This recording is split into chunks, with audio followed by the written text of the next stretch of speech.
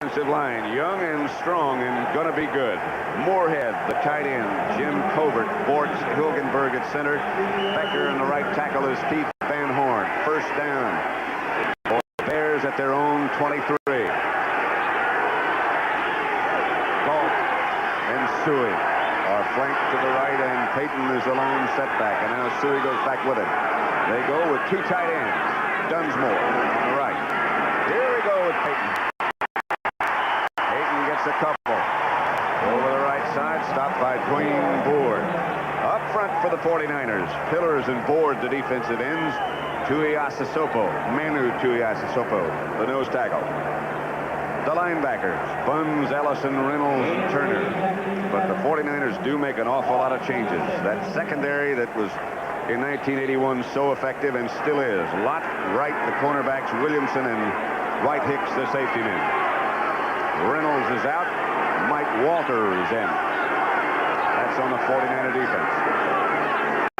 Steve Fuller gets to Walter Payton, and Walter Payton is hit and knocked backwards by Ricky Ellison, the 49ers leading tackler. The 49ers have 9 defensive linemen, John, and they get them all in the action. They get them all into the game as we see right now. Here come 4 of them right now. Let's watch this play now. You talk about a good athlete and a good player. Watch Keena Turner on this tackle. Payton starts to the inside, and then Turner is coming from the outside. Now he has the outside control, and he just comes right down the line and doesn't let Payton cut back. Dunsmore is split out wide to the right. Here comes McKinnon out of that direction. Bears go out of the shotgun, and they go to Steve Suey. Suey for a Bear first down to the 40. Eric Wright on the stop, 15-yard gain for Steve Suey. Matt Suey, sorry. Now, I always liked fullbacks like Matt Suey. I mean, I think he has the right name. You know, Matt Suey, fullback, Chicago Bears, you know, playing on grass here.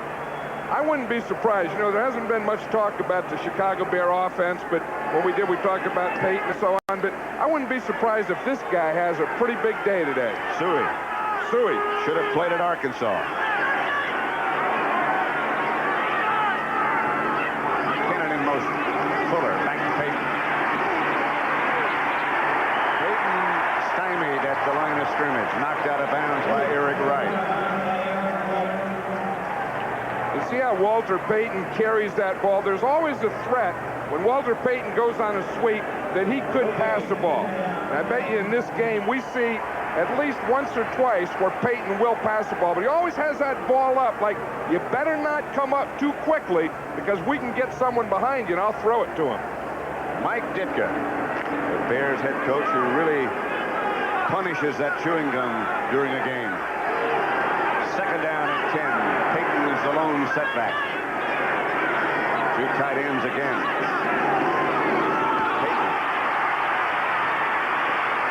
Payton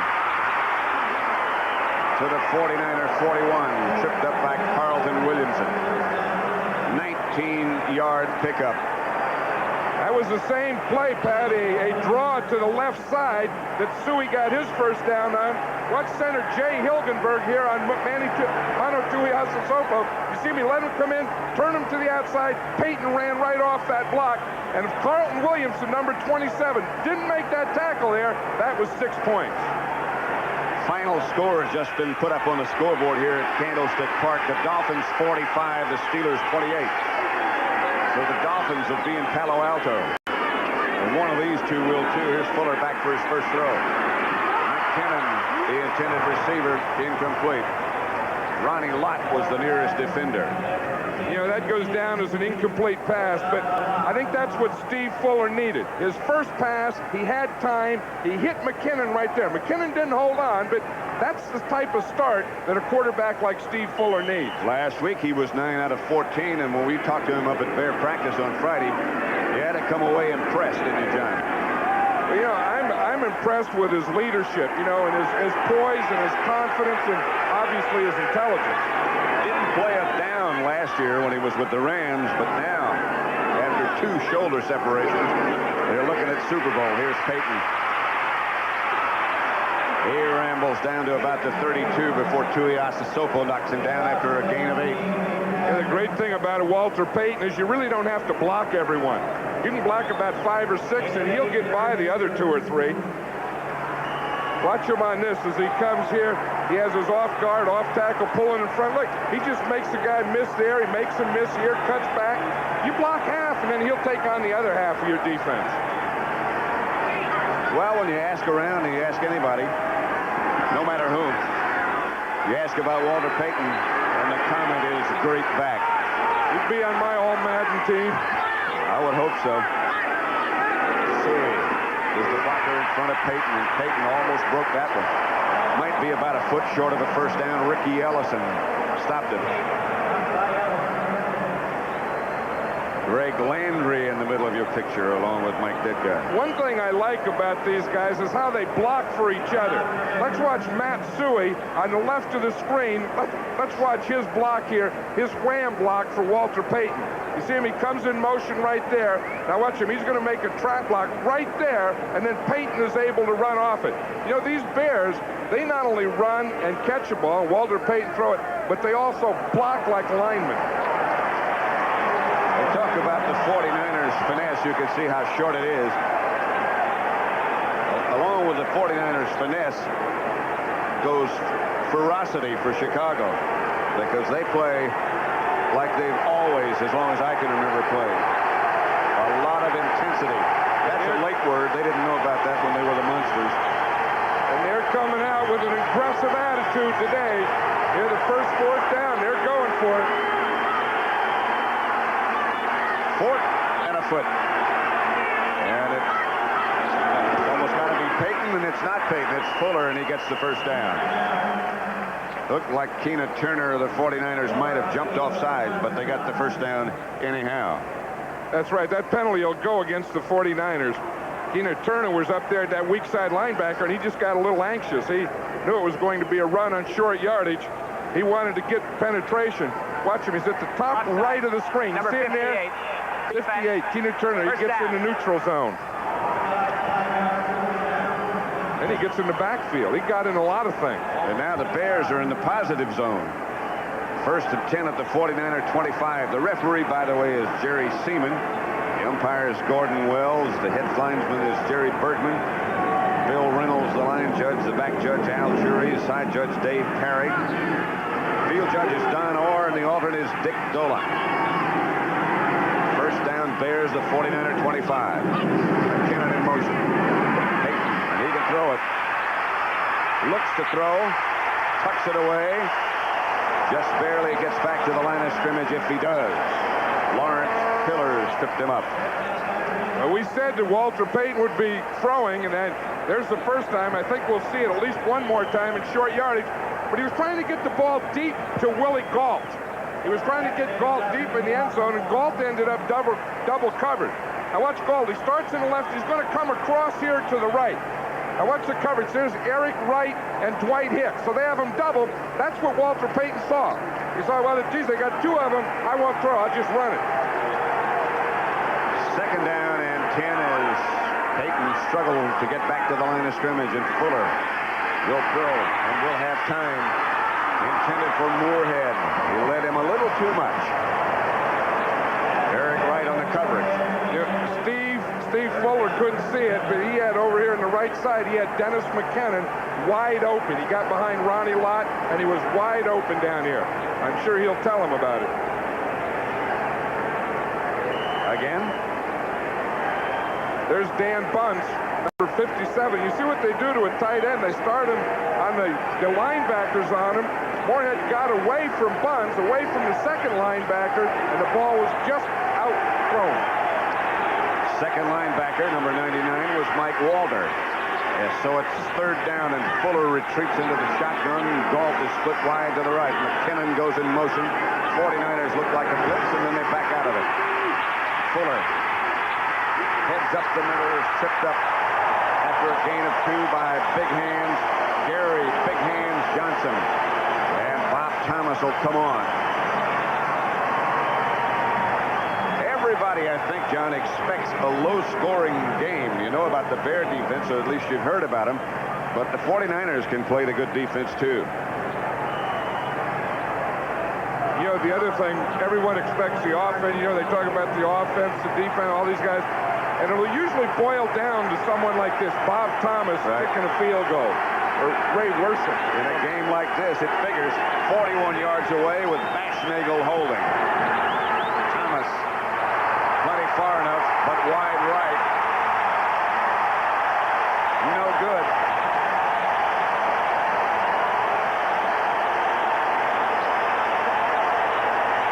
So the Bears, with an impressive opening drive, come away after keeping the ball for a while, but no points. It hadn't scored nothing. The Bears had the ball 6 minutes and 11 seconds after the opening kickoff and came away empty as Bob Thomas missed from 41 yards away. For the 49ers, Montana is the quarterback. Tyler and Craig the runners. Clark and Solomon the wide receivers. The offensive line has Francis the tight end. Harris, Ayers, Quillen, Cross, and Funhorse. Montana goes to work. Quickly to Solomon. First down. 49ers. Look out for some early fireworks from these folks. They go to work in a hurry. You know, Joe Montana was saying, I said, what'll be the first play tomorrow? He said, oh, it's just going to be a little hook to either Solomon or Dwight Clark. Here it is, Freddie Solomon. You know, that secondary is staying off. They're sitting off. Just run up, hit the hook in front of them. The Bears operate with 4 up front. Hartenstein, Hampton, Dent, and McMichael. And Solomon to work again to Clark. First down, and look out! Dwight Clark could be off to the races. Chased down by Singletary. Mike Singletary catches him at the Bear 28. Dave Durson was the guy who missed the tackle. 38-yard pickup, and we'll take another look at that one. Well, Todd Bell, the normal strong safety, is starting at corner. And we see him on Dwight Clark. Dwight Clark just runs up the field, makes a little move. Right there, Todd Bell just misses the tackle. Clark, not having great speed, sees Mike Singletary, the middle linebacker, tries to give him a move, and Singletary makes the tackle. 49ers out in a hurry. Ronaldo Nehemiah is coming to the game, and they're going to work to the left to Tyler. At the line of scrimmage, maybe one. Richard Dent, number 95 for the Bears on the tackle. Injured Bears Bear. have an injured player down. It's Singletary. That could be a disastrous event for the Bears if they lose him. But, you know, Mike Singletary is one of those guys that just throws his body in a pile. He did it on that play. It was away from the ball. The ball went to the left, and Singletary went to his left and just dove right over a pile. Buddy Ryan, the defensive coordinator for the Bears, over on the sideline. Finsick over to talk to him. Coach Ryan has done some remarkable job. Here's number 50. See Mike Singletary there? He just throws his body in there. He gets picked off, and he's just getting up just now.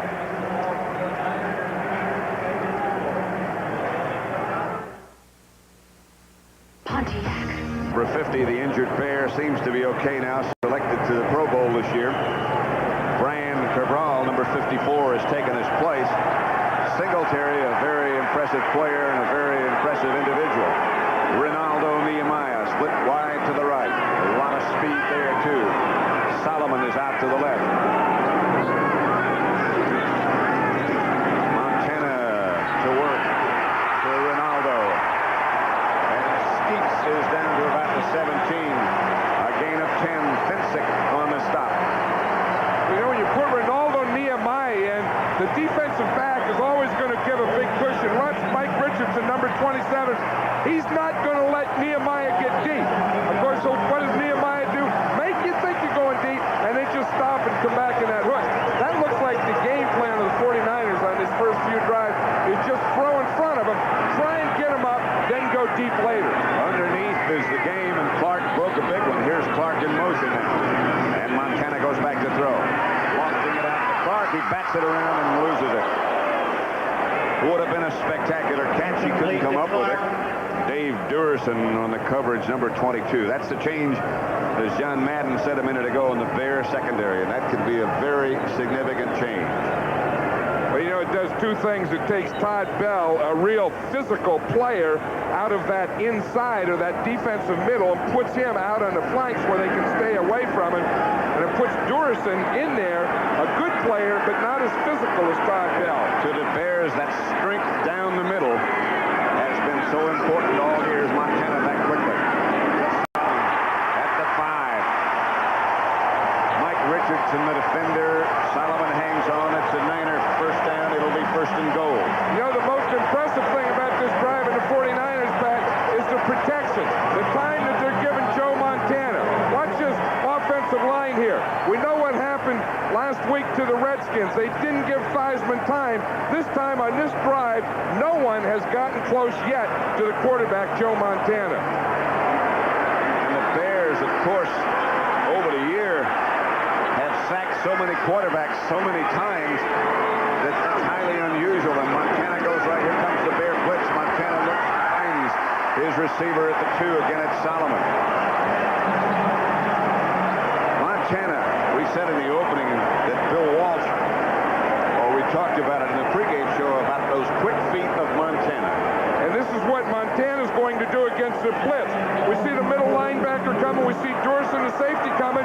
Montana says, okay, I'll just run away from it. You blitz in the middle, I'll run out to the right and see who I can find out there. And there was Freddie Solomon, 2-yard line. Second and goal at the 2, and Montana is 5 out of 6. Solomon moves in motion. Montana buying some time. Throws it to a photographer. I think he threw that long to the photographer. That was a play pass that was supposed to fool the linebackers in secondary. Didn't fool anyone. Montana had no one open in the end zone. Knowing it's only second down, why force anything? Just throw it away. That one almost went in the ambulance, and Montana wants a timeout. He's a little concerned about the offensive lineup. It'll be third down and 2 when we come back. No score as yet, but the 49ers at the door. 49ers at the Bear 2-yard line. Third down. This is their first third down of this drive and the 9th play of this drive. All but one has been a pass.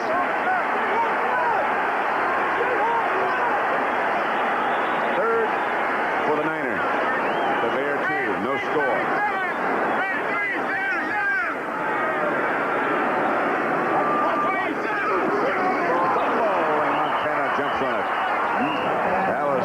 Cooper in motion. They're going to have to settle for a Wershing.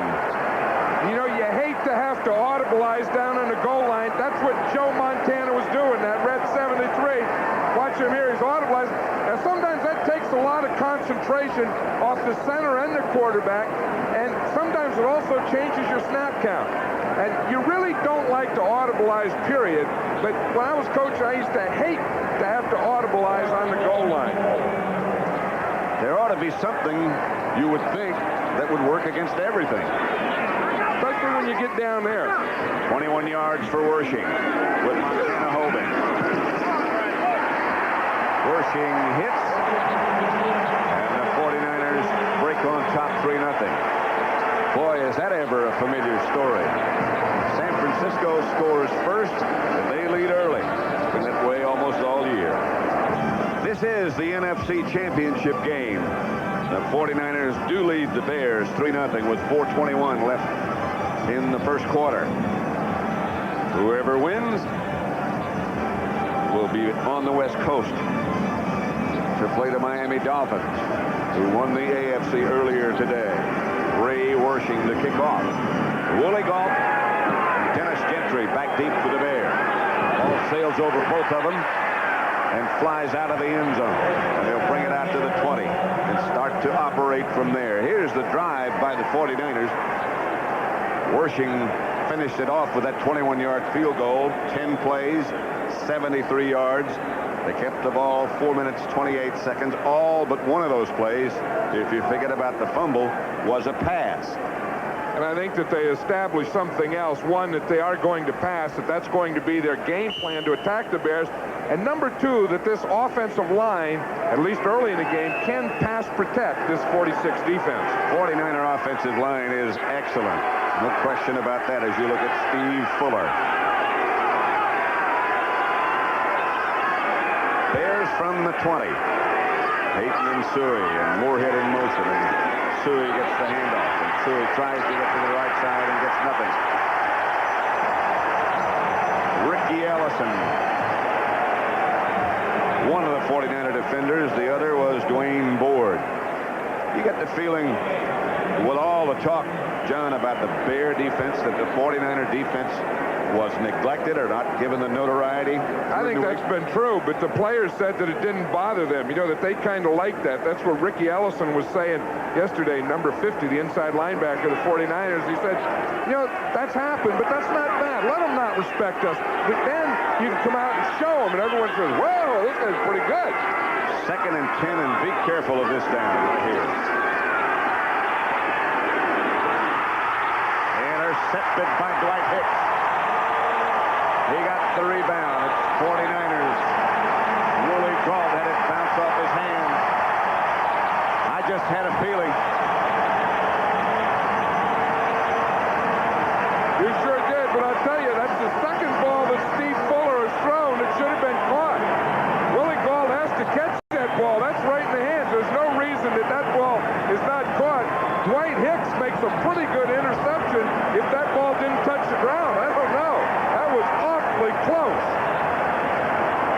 Well, nobody complained a lot, and the 49ers have it at the Bear 40. 1st and 10. They call it the 39. 49ers leading 3-0.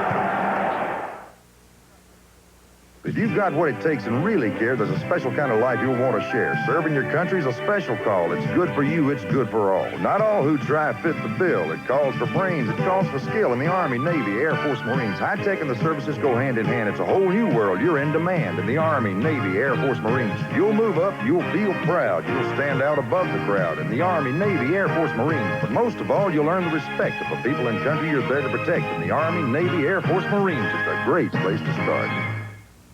Who has vibrant greens, brilliant blues, the crispest reds, an incredibly lifelike sound? Only RCA. Introducing Full Spectrum Television, the only full stereo TV to process 100% of the audio-video signal. All the color, all the sound, all the time. Bringing the magic of life right into your living room. Full stereo, full spectrum television, only from RCA. Technology that excites the senses. Well, the first big play, the first big break of the game goes to the 49ers. Dwight Hicks, this ball hit the ground. This ball should not have been an interception. Watch this, it hits the ground. See right there, it's on the ground. Dwight Hicks did a good job of covering it up, but that should have been an incomplete pass. They gave it to Hicks and said it was an interception. The first big break of this game. Well, if you're a veteran, as is Dwight Hicks, maybe you know how to cover those things. 1st and 10, 49ers at the Bear 40, just inside the 40. Montana right to work. Sprints its 1st down inside the 30.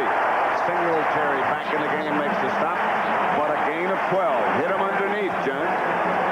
Well, that's what they're going to do. You know, they really had 2 weeks to prepare for this Bear defense, and it looks like they have it figured out pretty well. They started going to the outside receivers, then they go to the tight end, Russ Francis.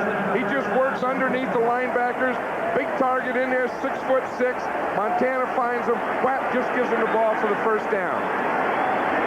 White Clark split out wide to the right, Solomon to the left. There at the 27. The handoff is to Tyler.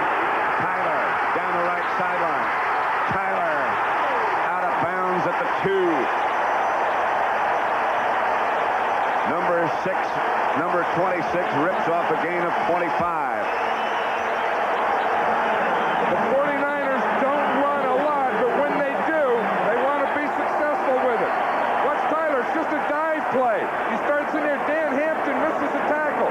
Tyler slides to the outside, and then he bounces outside one more time against Richardson, who finally gets him out of bounds at the 2-yard line. 1st and goal at the 2 for the 49ers. Montana for Solomon, picked off by Fensick in the end zone. Intercepted by Gary Fensick as Mike Ditka lets you know he approves. That was a great interception by Fensick. It was a poor throw by Montana. He had John Frank out there. Now he thinks John Frank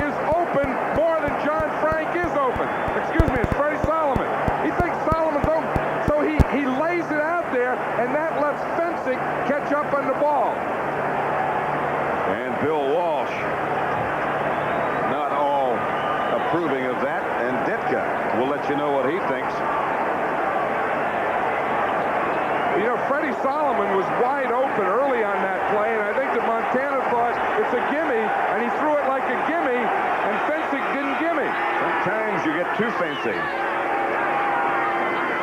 Suey in motion and Fuller to work. Fired to Moorhead.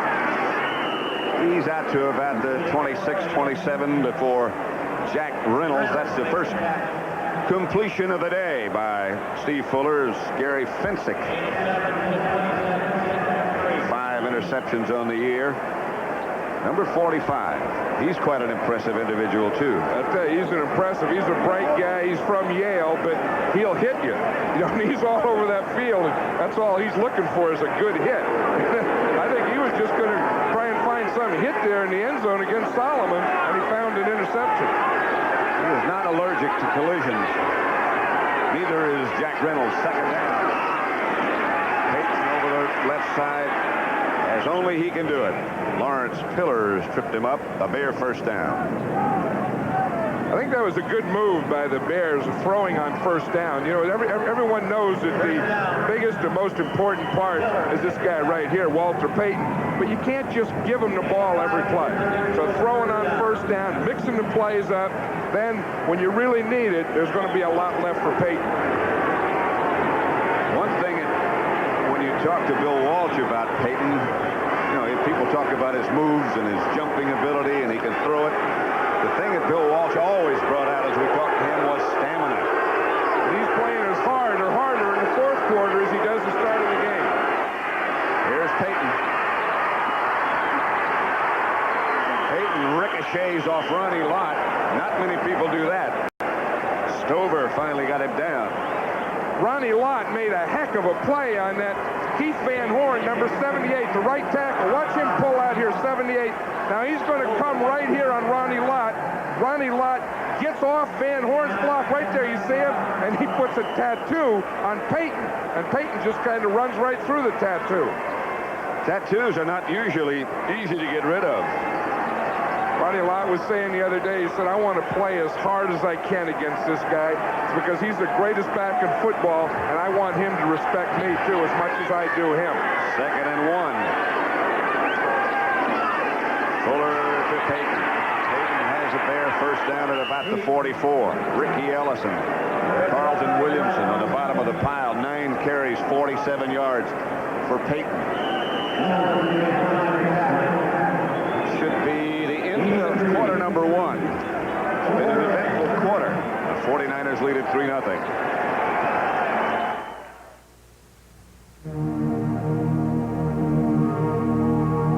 Sleek, styling, heart-pounding performance. This is the Performance LeBaron GTS. 0 to 50 Turbo GTS beats BMW 528e. In the slalom, GTS Premium is first again.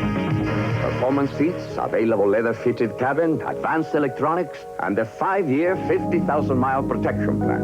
LeBaron GTS, created to outperform Europe's best. It does. I assure you.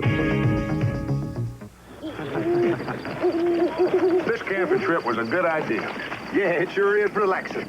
Peaceful. Groovy. Groovy? Kind of dark, though. Man, I'm getting thirsty. Yeah, let's have another light beer from Miller. Light glass filling! Taste great! Glass filling! Taste great! Glass filling! What was that? The creature. What creature? Well, legend has it that a horrible thing stalked these woods. Oh, Mickey! And it comes out when the moon is full. What does this creature look like? It walks on 2 legs, but it isn't human. It's got big eyes that bulge out and...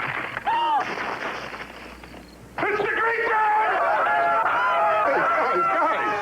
Hey, guys, where you going? Hey, guys, where are the marshmallows? Light beer from Miller. Everything you always wanted in a beer, and less. Come on, it's after us! Man, did you see that thing?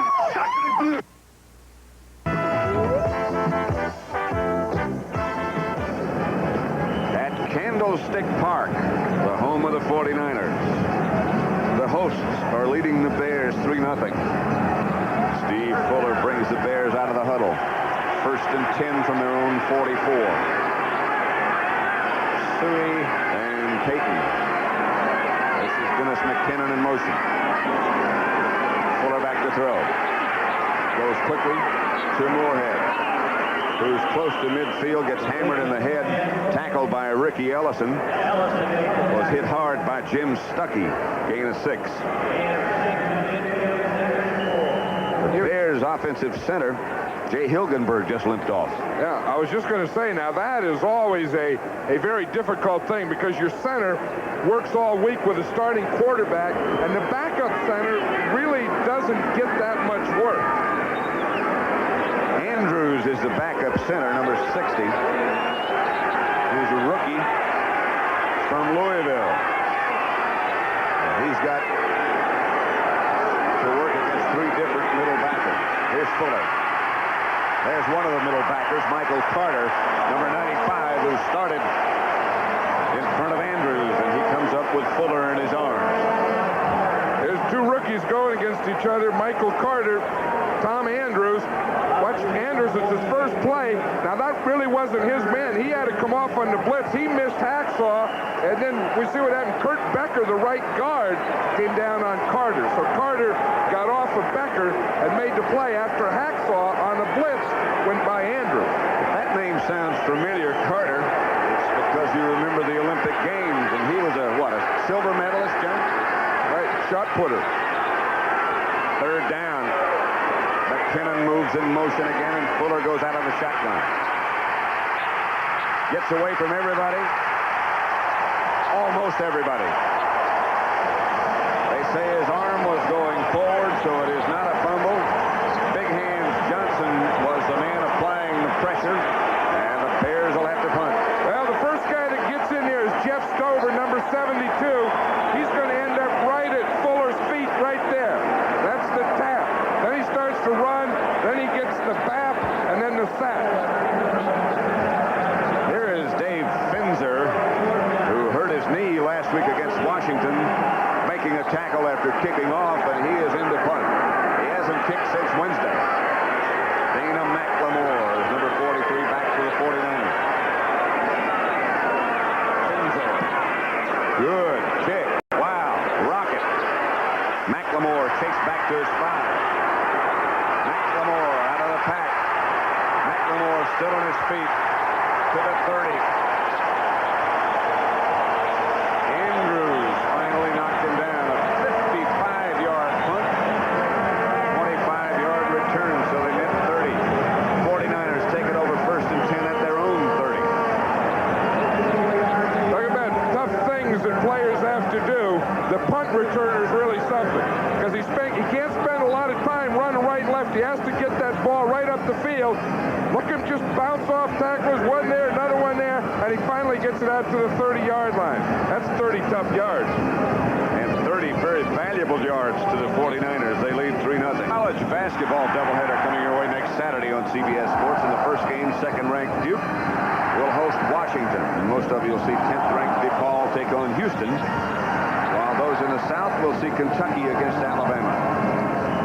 Wildcats seem to have turned things around. That's next Saturday, beginning at noon Eastern Time, right here on CBS Sports. 49er ball, their own 30. Francis in motion this time. Montana, quick to Solomon.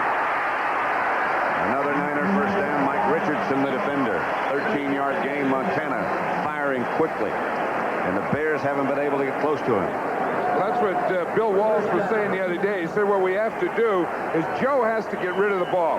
Even if we have to shorten our routes, shorten his drop back. We see it's 1, 2, 3. He usually takes a 5-step drop. Now there he's taking a quicker 3-step drop and just getting rid of the ball sooner. First down. Drop play to Roger Craig, and McMichael is there quickly along with Dan Hampton. Loss of about 4. This is, of course, the NFL's #1 defense, the Chicago Bears, against the 2nd-ranked offense, Miami's #1. Today in total offense, the 49ers have picked up 122 yards, the Bears 69. The 49ers, for all that number, have only 3 points, and that's the score, 3-0. Ronaldo Maya, split wide to the left. Hampton jumped and got back. Montana. Ooh, Solomon. Durson almost came up with an interception. Mike Richardson finally knocked him out of bounds, but Solomon came up with a handsome catch. But how about the throw at Joe Montana, getting the ball in there? We're going to see Richardson's coming off. Solomon just works to the outside. Here comes Durson. The ball gets right past Durson and into Solomon's hands. That's a zipped thrown ball. Where you just go zip. 5 zips for Solomon for 54 yards. Wilson has taken his place. Here's Montana, penalty marker down as Roger Craig comes out of bounds after catching the ball for a gain of about 4, but there's a flag down.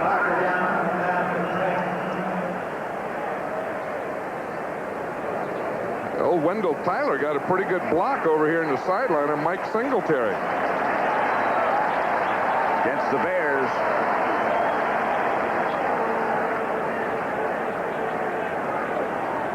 It's Wilson out here. Otis Wilson is the linebacker Offside. who jumps offside. Number 55, defense. Still first He down. starts there. They have the 2 linebackers up there. You see Wilson, the outside guy. He again got into that neutral zone. They're just anxious on defense. He was coming on a blitz that time. He wanted to get there to Montana because they haven't gotten close to him yet. That was the famed 46 defense that has given so many people so many fits and so many sleepless nights. Clark is split wide to the left. Wilson is out to the right. Montana pitches back to Wendell Tyler. He's chasing down by Al Harris and Mike Singletary. You talk about a big linebacker. That Al Harris is about 6'6", over 250 pounds, number 90 there. That's a big linebacker. Now, in that play, Roger Craig had to block him. That's what you call a mismatch. Talking about a 6-foot guy blocking a 6'5" guy. Al Harris just kind of stood there, boom, took him off, tackled Tyler. There's Jay Hilgenberg over on the sideline. Remember, he was injured earlier, but we're told he'll be back in the contest when the Bears get the ball back. Got a pinched nerve in his neck. Second down, 5 from the Bears 40. Montana gives to Tyler. Tyler with some room is finally tripped up by Hartenstein, but he got a 49er first down, a gain of 8.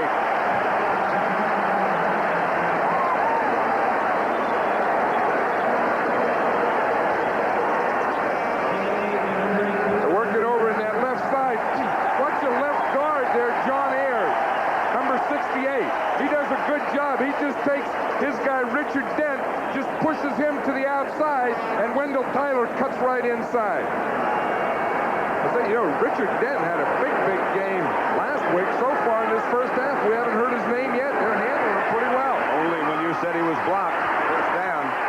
The option play by Solomon. Back to Craig. How'd he get the ball? This is one of the wrinkles that the 49ers had ready for the Bears. Solomon at quarterback, running the option. Freddie Solomon ends up at quarterback. Joe Montana ended up outside as a receiver. Look, here's Freddie Solomon. Joe Montana's out here playing receiver. Freddie Solomon's going to come right down the line in the option. Watch him now. You see, he fakes in there, fakes the dive. He's keeping now. Then he throws out there. When Hartenstein takes him, he throws the pitch to Craig. Who would have thought? Freddie Solomon at quarterback. Well, they thought about it for a minute. Here's Montana to Clark, complete out of bounds. First down, 49ers. Todd Bell knocked him out of bounds. You know it. They got 14. Dwight Clark was complaining about a late hit out there. But it's funny, Montana played left end to see what it looked like out there, then he threw it out there to Clark. Now watch this protection here, this 49 line. This is what makes it possible. They pick up the blitz. They pick up the defensive line. They keep Richard Dent on the line, and therefore Joe Montana can do this type of thing. Dwight Clark thought that was a late hit. Okay to me. First down. Montana back to go again. Incomplete, no penalty, no flags, but yes, there is one. On the other side of the field, way on the other side of the field. Against the Niners. This will be an interesting decision. Whether you take the penalty or turn it down. I would think they would turn it down to bring up second. It's either going to be 1st and 15 or 2nd and 10. Here is Jerry Seaman. Illegal motion, number 87, offense, penalty decline, Clark. 2nd down. It is 87. Bears decline. Montana's 9 out of 13. It's 2nd and 10 from the Bear 18-yard line. Here's Buddy Ryan, the Bears defensive coordinator. He's the guy to put this famed 46 defense in, and he's the guy that runs the whole defense for the Chicago Bear team. Montana, chased by Duerson. Gets rid of it to Wilson, out of bounds. It'll be 1st and goal for the 49ers at the 3. Last week I said Joe Montana's the best quarterback in football. Then I brought up Dan Marino, but this is the reason that he's so good. We can see that he is going to get Duerson coming through free here. Most quarterbacks go down. Montana just takes the ball, runs out, then finds something down here. Watch him. Here comes number 22. He's free. He has a free shot at him. Montana gets away. Oh, did you see the hold there by Randy Cross? He gets outside, gives a little jump shot right out there to the 3-yard line. 1st and goal from the 4. The pitch is back to Craig. Craig is cut down by Singletary at the 2. Looked like he had a wide open alley, but from nowhere came number 50.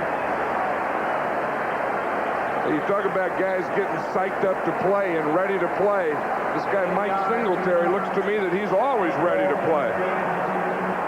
49ers did something else different that time. They had a guard in the backfield, Guy McIntyre, instead of Wendell Tyler, blocking for Roger Craig.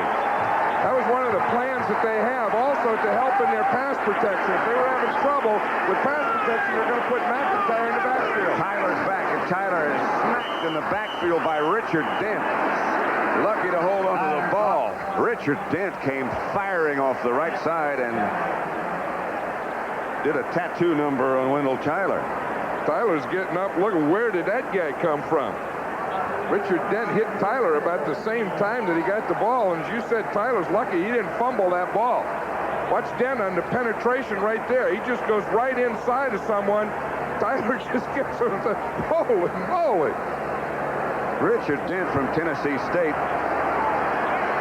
Really quick and a very, very strongly developing player. He's going to be great. Montana has the ball batted away. He was looking at Bright Park. And we'll have a 14 for the 49ers on the field in a moment. Ray Wershing. And Hampton knocked it down. It was both Hampton and Dent were given the rush on that side, and it looks like Hampton knocks it down.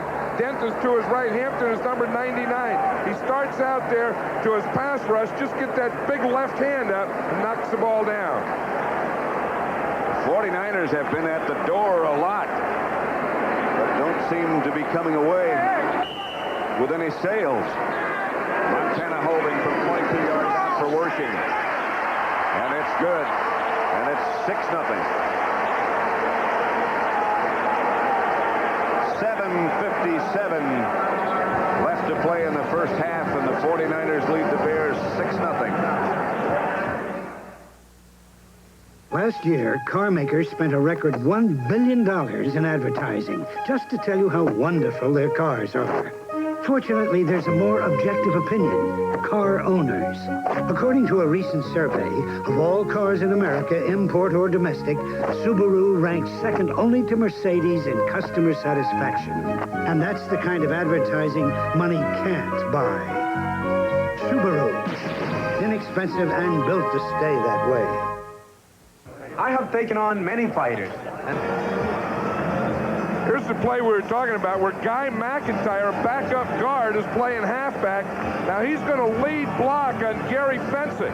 What would you think if you're the safety and you look up and you see a guy coming at you and you look at he's a 260-pound guard. Watch McIntyre coming. Fencing said, well, they told me I was supposed to take on a running back out here. Where'd that guard come from? Tell you what, if Singletary doesn't come from the inside, that's a dance in the end zone because they really had an alley. Roger Craig, by the way, number 33, just went to the 49er locker room. Yet he didn't appear to be injured, to me at least, John. I didn't see anything, did you? No. Worshing's kickoff. Dennis Gentry at the 7. Here come the flags, as so often happens on kickoff returns and punt returns. Ricky Ellison was the man on the bottom of the pile. We just got a report, Pat, that Roger Craig had his hand stepped on, and so they're probably taking him into the locker room to x-ray the hand. San Francisco, I think the holding penalty indication has been given already. This is Jerry Seaman. San Francisco's at a 1st and goal from the 5 and from the 4.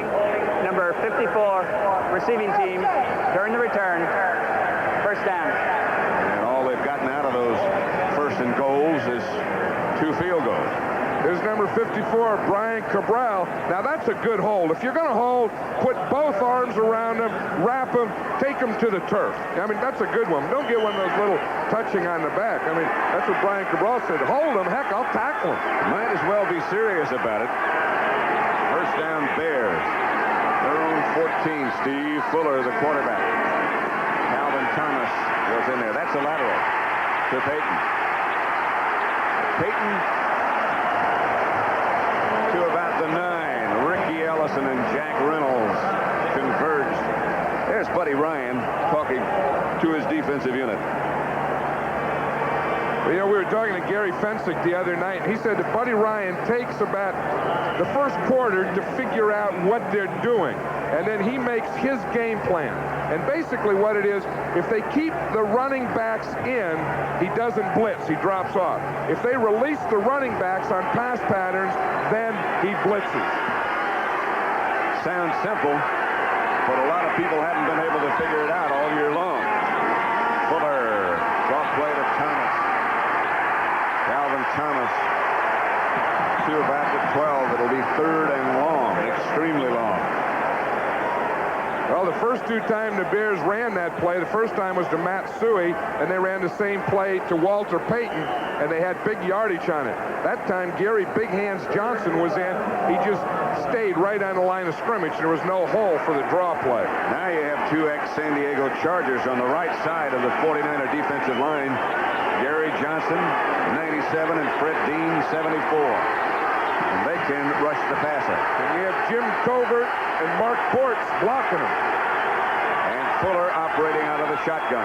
Starts Moorhead in motion. The handoff is to Payton. Payton will not get the 1st down. He gets to about the 18. There's a little scuffle between Lott and Payton. Between Board. And the Bears will have to punt.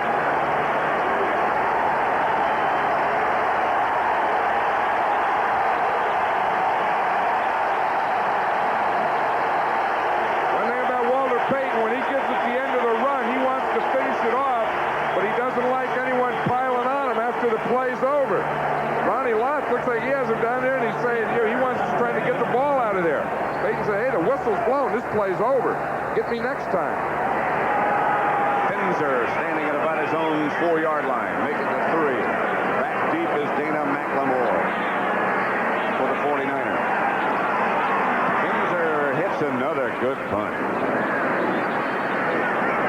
At the 34 by McLemore.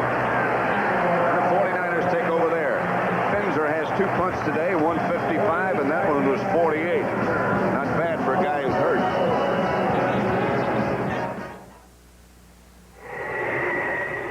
Pruitt, I want Schmitzen at that meeting. Snow or no snow? Noonan, I want Schmitzen at that meeting. Snow or no snow? Boulder, I want Schmitzen at that meeting. Snow or no snow? Edelmeyer. You know who to call when you have to get a package there. But what do you do when you have to get a person there? No matter how crazy the weather, you drive a Subaru, or you may get stuck with something else. Being there. That's worked for a long time, can you? You really can't, unless you're up here with us. 1st and 10 for the 49ers at their own 34. Wendell Tyler. Bill Ring now, the running back, says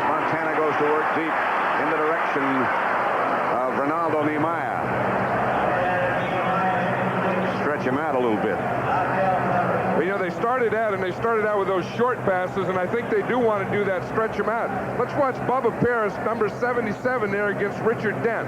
He has a little help from Tyler. Sometimes those backs get in your way, though, and more help, they kind of hinder you. But I think that's the first shot that Montana has taken today. Everything else has been underneath. Everything else has been quick. As you look at 300-plus pound Bubba Paris. He was looking forward to the challenge of Richard Dent. He'll get it. Here's Montana sliding outside the 40. Finsick was the man who looked him in the eyes. Well, you know, as Bubba Paris was saying, he said, if Richard Dent beats me, I know I'm going to hear about it. But if I block him, I'd like to hear about that, too. I mean, he's a Pro Bowl player. No one talks about me. The center's in the Pro Bowl. The right guard's in the Pro Bowl. The right tackle's in the Pro Bowl. He said, they don't talk about me except when I get beat. So if I block him, how about saying, hey, Bubba played pretty good.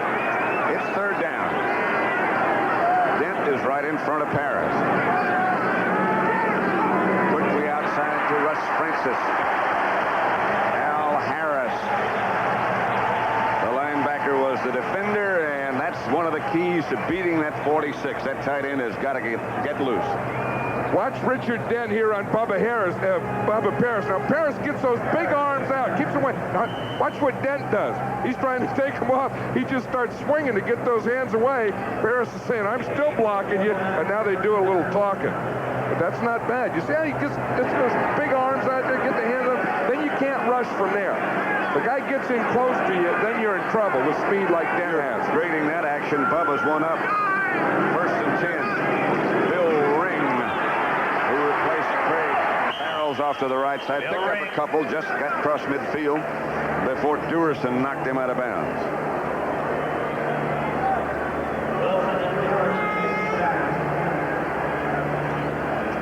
Over on the sideline, Walter Payton. 10 years. Missed only one game in his career. Amazing. The all-time rusher, the leading rusher in the NFL. Suey next to him, the blocker. They block for each other. Hard to call either one of them the blocker, isn't it? You see Suey, he had that leg going, though. He's ready to get back in there. He wants to get back in there and do some running, blocking and stuff. Montana steps up, fires. Wilson was the intended receiver. Finsick did the dive along with Todd Bell. Let's look again and see how Paris and Dent are doing down there in the pits. 95, Richard Dent going to the Pro Bowl. Bubba Paris blocking him. Now, that time he didn't get his hands up there, see, until late. Now what he's doing, letting him go up the field, push him beyond the quarterback because Montana always steps up to throw it. I like the first technique, though. Boom, get your hands on him right now. I like that better than keeping your hands down and letting him run around you. Bubba operating now on the left-handed stance. It's third and 7. Get it out quickly to Ring, and Ring is hammered by Singletary. It's incomplete. They call it an incomplete pass. Hartenstein and Hampton put the heat on Montana. Singletary put the heat on Bill Ring. He was really flying down that line. Now, Singletary covers deep. Sometimes he'll get 30 and 40 yards deep in this pass defense. And when he gets there, he can do something. You know, a lot of guys can run fast, but when they get where they're going, they don't do much. Some guys run fast, then when they get there, they do a lot. Like Singletary. He's one of those guys. This is Runiger. Jim Fisher back deep for the Bears, and Fisher is going to handle it. No fair catch. Fisher to the 20. Fumble. But the Bears got it back. Todd Shell. 37-yard punt by Runiger. Brought it back 10, so it's a net of 27. 6-0. 2 field goals by Wershing, and that's been all the scoring so far. We thought the score would be low. The essence of hitting. George Brett. And next Sunday on CBS, there's NBA action with Kareem Abdul-Jabbar, who is playing still brilliantly in his 16th NBA season. It's the Lakers against the Detroit Pistons. Pistons, of course, led by Isaiah Thomas. It's next Sunday, 12 o'clock Eastern Time, right here on CBS. Right now on CBS, 6-0 49ers over the Bears. Suey and Peyton behind Fuller. Peyton, left side. Michael Carter, who is a big load, was carried a few yards by Peyton. You know, that's a tough middle in there when you get a Michael Carter in there, and then you get Ricky Ellison and Jack Reynolds side by side with him. You're going to get some stuff in there. Watch Jay Hilgenberg there.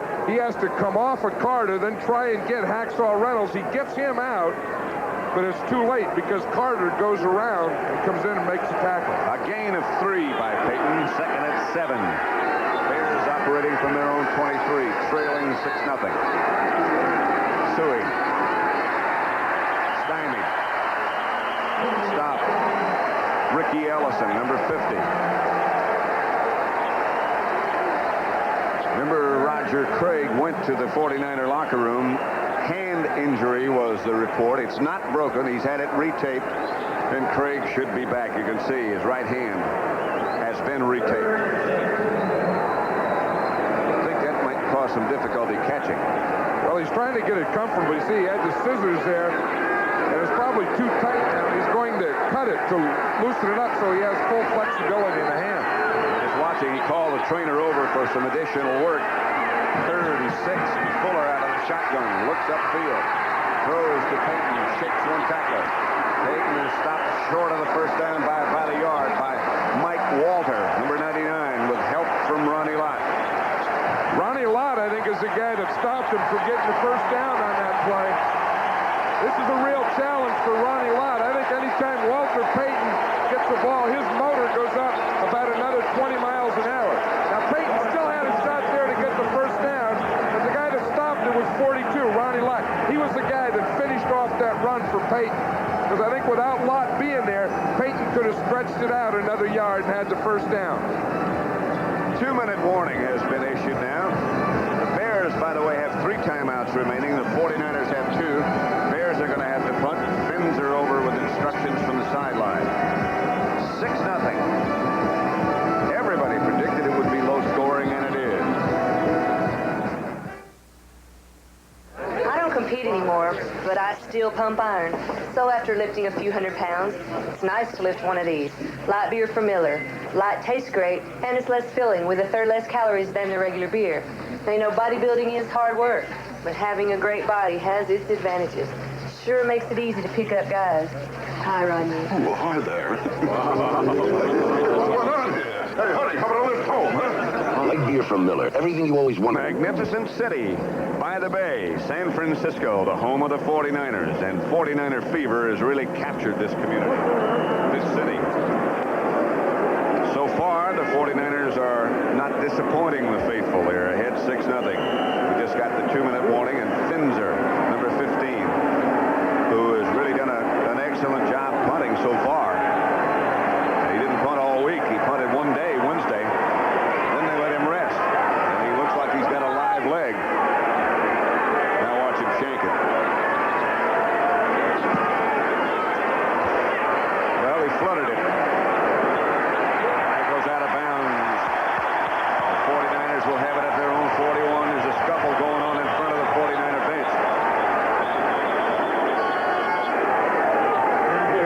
Those special teams guys, they were playing all the way out of bounds. They just keep covering and blocking and doing stuff all the way down the field. There was Mitch Crank in there on that action. But that was about halfway into the 49er bench. But Blanchard Montgomery's going to knock Crank out of bounds right there. He knocks him out of bounds and halfway to South City. Just coming in, they want some more action. We'll hit right in here. We don't have to be out in the field to do some hitting. Knocked him up close where he used to live. 6-0, 49ers. This NFL Most Valuable Player segment is brought to you by IBM. Burt Jones may be a good old boy from Ruston, Louisiana, but in 1976 he's a nightmare to opposing defenses. The Ruston rifle throws for over 3,000 yards and 24 touchdowns, but he leads the Colts to an 11-3 record by doing whatever's necessary. For his efforts, Jones is named the league's most valuable player. The NFC Championship. Pat Summerall here with John Madden. San Francisco 6-0 over the Bears. The timeouts remaining. Bears have all of theirs. The 49ers have 2 with a minute and 50 seconds left to play. First half. Montana bought himself some time. Has Dwight Clark. And Clark scrambles to the Bears 37 before Stimsick gets him out of bounds. It's a gain of 23. I'll tell you, that one you have to give credit to the offensive line on this play because they gave Joe Montana time. He had protection to wait for Dwight Clark to come from the left side, get open here, and then come all the way across the field. Now that is a heck of a lot of time. He was standing back there with the ball, waiting for Clark to come across. Watch his pass protection here. There's Bubba Paris again on Dent, pushes him to the inside, helped by Wendell Tyler. But Montana is standing behind all that bunch of guys, finding Dwight Clark. Here's Montana back to throw again. Has some more time. Misread by somebody. Ronaldo Nehemiah was the nearest man there. Solomon and Nehemiah were together on that side. Montana went deep, and nobody else did. Closest guy was Todd Bell back there, number 25. You see, they get a bump in there. Bell got the bump in there first on Nehemiah. See, and that forced them 2 together. So Montana, when he saw it, he had nothing to throw to, so he just threw that one away. That'll bring up 2nd and 10. Montana 12 out of 21 so far. A minute 36 left to play first half. 49ers leading 6-0. Comes Durison on a blitz. And that gets it out to Solomon. Out of bounds is Freddie. About a foot shy of the first down. Yeah, the 49ers are really going maximum pass protection and just putting 2 receivers out. They have 8 of them in their block and 2 out. You see, they keep Francis the tight end, they keep Craig the back, and they get all that pass protection there. McMichael just gets a hand up, but Montana's the type of guy who can get it around hands. 6 catches already for Freddie Solomon, who might have been shaken a little bit on that last reception. 49ers now operating with 2 tight ends. And Montana gets the first down. Short yardage sneak by Montana, or duck by Montana. They move down to the 25. Timeout San Francisco. They have 1 left.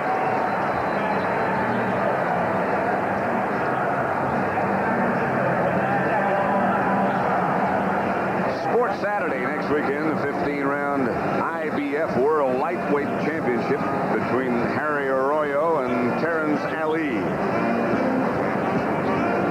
Going to be a good fight, Pat. These guys are about even. You know, they talk about, who's favored and so on, and there's really no favorite in this one. They're both even. Arroyo is a champion, but I've watched this Ali for a long time. I really like this kid. And also next weekend on Sports Saturday, the great pool shootout, trick shots, Super Bowl preview with those 2 guys. Will we be live, you think? We'll be live, and we'll be reviewing and previewing and all kinds of viewing. And then Sunday, the World Triathlon Championship and the All-Madden team. I hope I make that. Well, you're in it. You're on it. You're part of it. And the only criterion is guys have to be, kind of big, play on grass, dirty guys, stuff hanging off their uniform. No artificial turf, no dome stadiums, no waves, no mayors making bets, none of that stuff.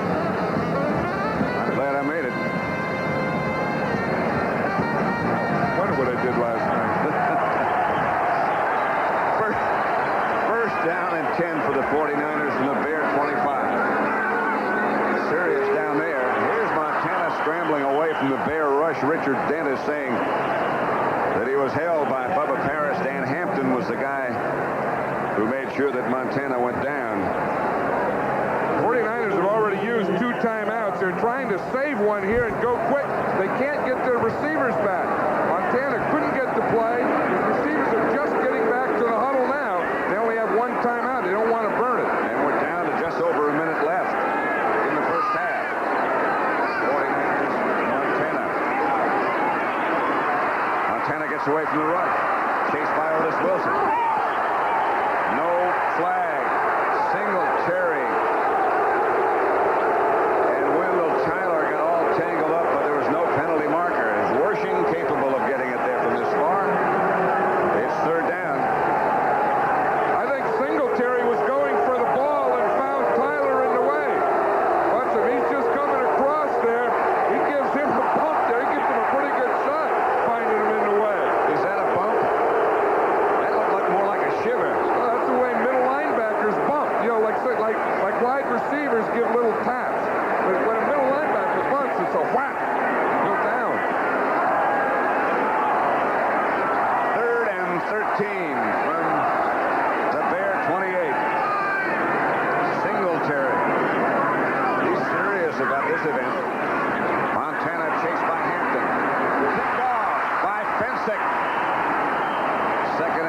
interception from Montana.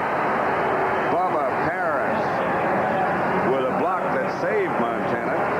He may also made the tackle that stopped Finsick. Plus, I think this is the biggest confidence builder right now for the Chicago Bears. They can go in here at halftime, without dodging all those bullets, making things like this happen. He's getting rushed by Hampton, throws off balance. Finsick jumps right in front of Dwight Clark, and he has a ball for the Bears. That's his second interception, just from alert play. He's just around there. Hampton's giving him a whap, then another whap. Montana's done, but he doesn't know what happened is bad yet. Now he sees, Second interception of Montana, both by Finsick. That's 5 in the last 2 weeks. And here goes Fuller. Down goes Fuller by Michael Carter. 4th time he's been sacked, and now they take a timeout. The Bears take a timeout. There's a lot of pressure in a championship game. In fact, I feel of all the games that are played in the National Football League, there's more pressure in this game than any game. And I think it would be a smart move for the Bears just to run out the clock, go in and regroup. They trail the 49ers 6-0.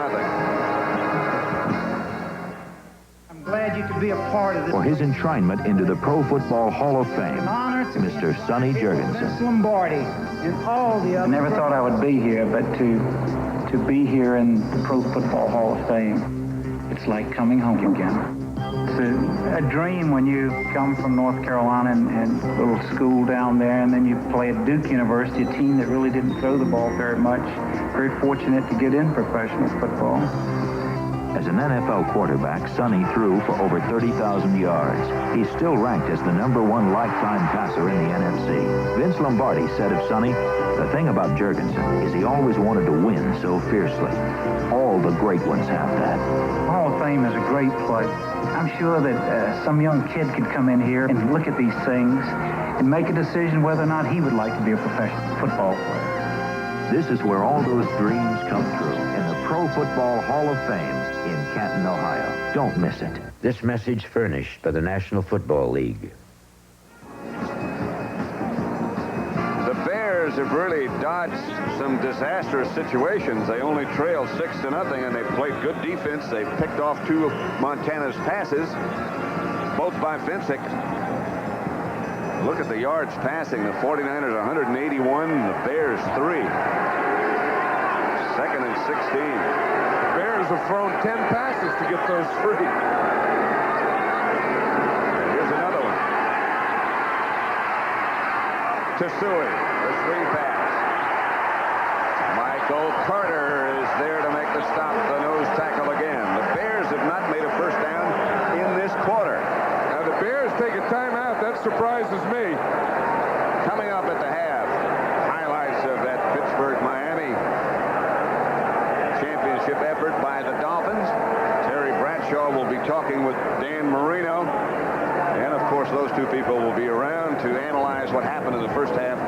Dick Vermeil on the left and Brent Musburger on the right. Here's Fuller. I was kind of surprised that the Bears took a timeout here, because now they're 3rd and about 17 or 18. Watch Mike Ditka on that last play. We got to get rid of it. We got to get some yards. That screenplay should have worked. I better pick up this game plan and see what I have left here.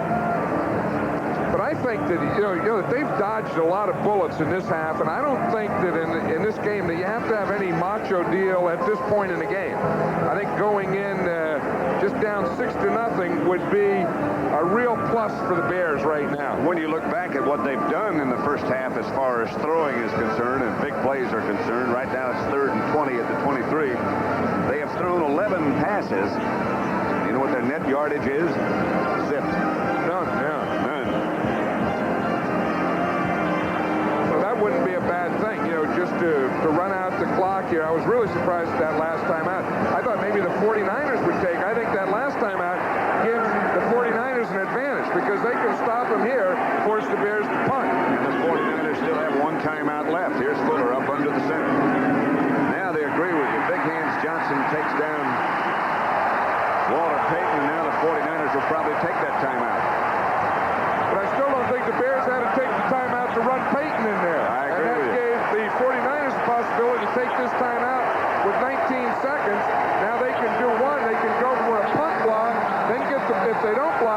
for another play.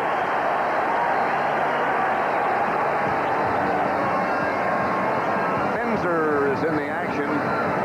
Mike Ditka was a bit upset by that whole series of events. 19 seconds left to play in the first half. The 49ers leading 6-0. 2 field goals by Ray Orshing.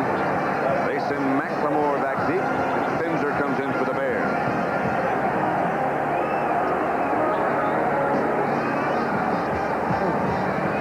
Right Hicks, number 22. A lot of people didn't think he was going to play. He sprained his ankle last week against the Giants, but so far he's been effective. Well, you know what? Dwight Hicks was out there. He was arguing with the officials that he didn't get the timeout right when they called it. Because you see, they made the play there. They stopped him. He was trying to call the timeout. They came up and called it right there, and the clock kept going. Went all the way down to 19. Right, and now they're putting time back on the clock. Now they put it back to 23, so Hicks really won his argument. So that 19 you see is not correct. That 23 you see is correct.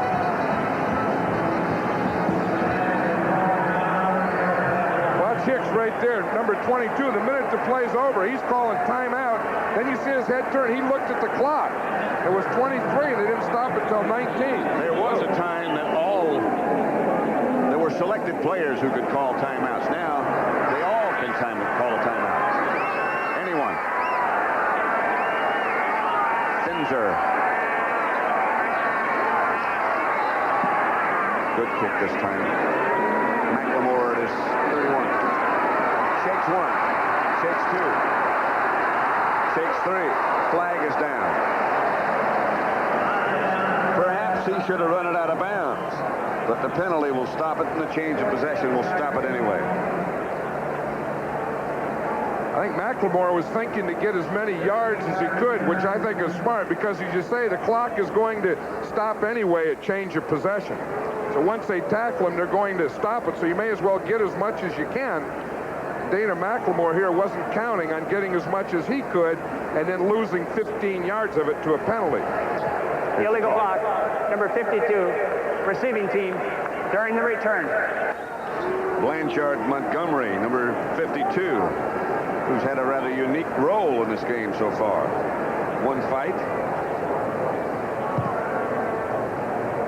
He was the guy that knocked the punter down. Remember, Finzer was running down. He was looking up at his punt. Right. And he got the whap on him. And the 49ers take over at their own 31, and they'll probably now just run it out. Wendell Tyler, hammered by Singletary and Otis Wilson. And that should take care of the first half at Candlestick. Unusual, but entertaining. The 49ers go to the locker room leading 6-0 over the Chicago Bears. The Bears unable to do very much on offense, but still their defense has kept them in range. It's 6-0.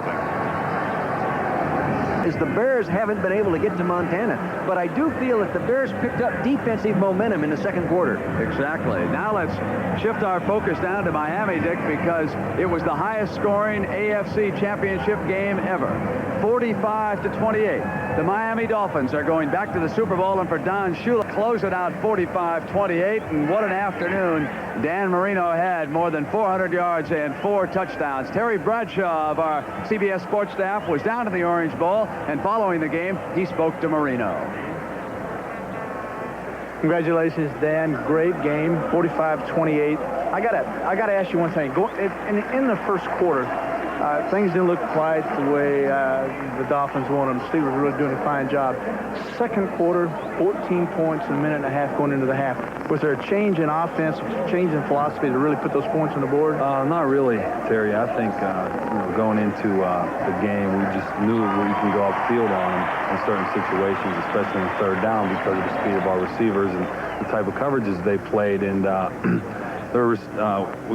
we get 4 guys going upfield on them, and their 2 deep safeties had to make a decision, go one way or the other, especially with the speed we have on the outside.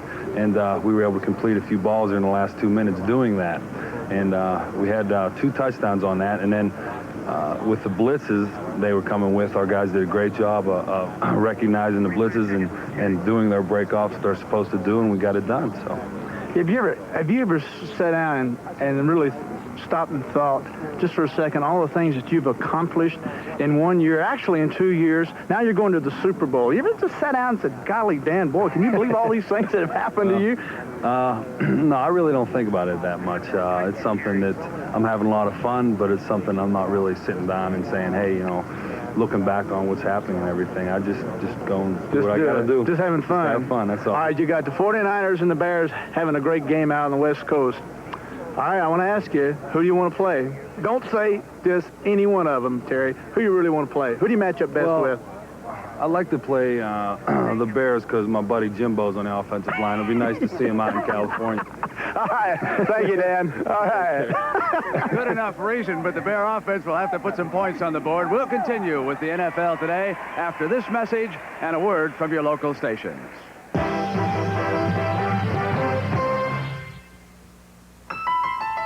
The look is lean and trim. The car is Cavalier. From today's Chevrolet. The well-honed power of a 2-liter electronically fuel-injected engine. The instinctive agility of front drive, Cavalier. It has the look and the performance for today's America. This is today's Chevrolet. It's fit. Ride today, Chevy. Live today, Chevy. Live it. Chevy. You know, one of the best things about being an ex-big leaguer is getting freebies to the game. Call the front office, bingo. And once these fans recognize me, I probably won't even have to pay for my light beer from Miller. I love them. These fans know I drink light because it's less filling and it tastes great. Good seats, huh? You're in the wrong seat, buddy. Come on. Oh, I must be in the front row. Come on. Light beer from Miller. Everything you always wanted in a beer, and less. Good seats, hey, buddy? He missed the tag! He missed the tag! Tonight, a congressman's mysterious death brings Jessica to the halls of power. Somebody moved his body. But she soon discovers that murder, corruption... And the Niners lead the Bears here at the half. The most unusual sight in the first half, that's easy. Number 88, a wide receiver, Freddie Solomon at quarterback. He played a little quarterback down at Tampa.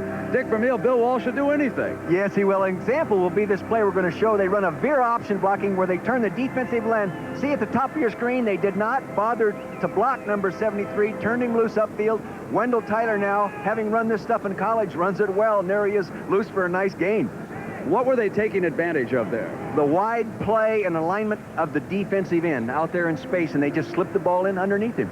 Dick, what about the 49ers play selection inside the 5-yard line on first down? Well, I think if you're going to throw the ball inside the 5, the best time to do it is on first down, and they've done it twice in the first half. Both times it's backfired, once with this interception. Yeah, let's take a look at Gary Fensick because he has the 2 Bear interceptions so far. 2 so far. This is a very nice play. Actually, I think if the ball would have been thrown a little higher, he would not have been able to make that interception, but you have to give Gary credit. He really did a good job. Now, the 49ers have left the Bears in this game. Are they going to come back? Well, I tell you, I feel the Bears have gained momentum. The 49ers still have a lot of tools to use in their offense. If they go ahead and get it in once they get inside, I think it's going to be tough on the Bears. Right. You know, Dick, San Francisco in this game using some still photographs against that Chicago defense. And for more on that story, here's Irv Cross. Irv? Reggie, may often wonder what goes in the locker room at halftime. Well, both the 49ers and the Bears use these Polaroid shots. This happens to be a sequence of shots from the Bears photographer. We also have them from the 49ers as well. But the first time the 49ers got on the 5-yard line, this is what it looked like. The 49er offense is going in. Here's the Bear defense coming out. And this is what the play looked like before the ball was snapped. And the coaches use these to try to see what the spacing looks like, what kind of formations that and adjustments they have to make during the course of the first half. Now, once the ball was snapped, this is the kind of picture we had. Montana was rolling to his right. You can see the Bear corner was blitzing, trying to put pressure on Joe, moving him out of the pocket. The Bears did that successfully in the first half. 3 times, the 49ers were on the 10-yard line, and they only came up with 2 field goals because of that pressure. Brent? All right, 30 minutes to a Super Bowl just down the road. The Miami Dolphins are in. Will it be San Francisco or Chicago? Let's go upstairs now to Pat Summerall and John Madden. Pat? Well, Brett, you know, they promised us some rather unusual things, the 49ers did, and let's take a look at some unusual things that they did. Here's the first one. Look who is the quarterback. Montana first. He goes left. Number 88, Freddie Solomon, goes under and runs the option play. He hasn't seen that since his days at Tampa. play number 2. Here's John I Madden. wouldn't be surprised if we see some more of that one, along with this one in the second half. Here's a backup guard right here, Guy McIntyre, lining up as the halfback and blocking right here on Fensick on a running play. I think they want to do this to get him in there in addition to this running play type thing, but also for pass protection. We might see that again in the second half.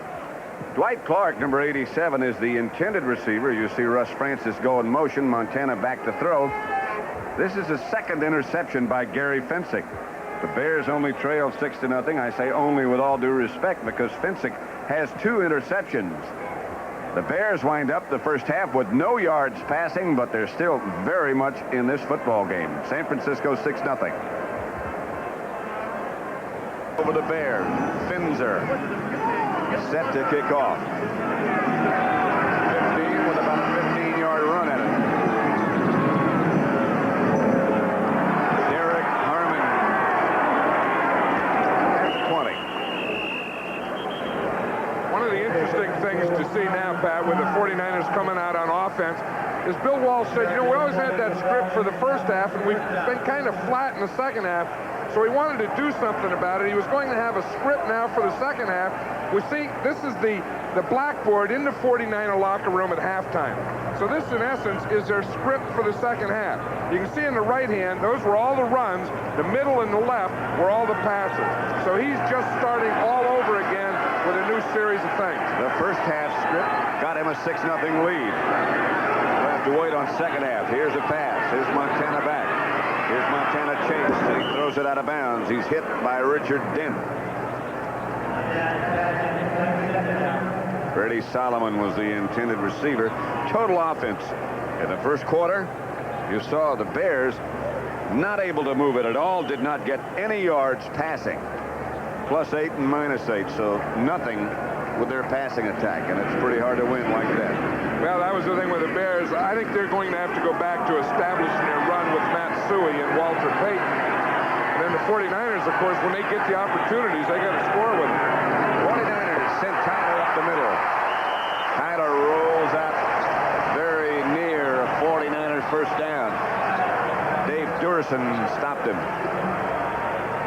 This offensive line of the 49ers is really doing some job of turning out. Watch it here. It looks like old-time stuff, but the job that they did on Hampton there, knocking Hampton to the right and down, that's what enabled Wendell Tyler to get through there.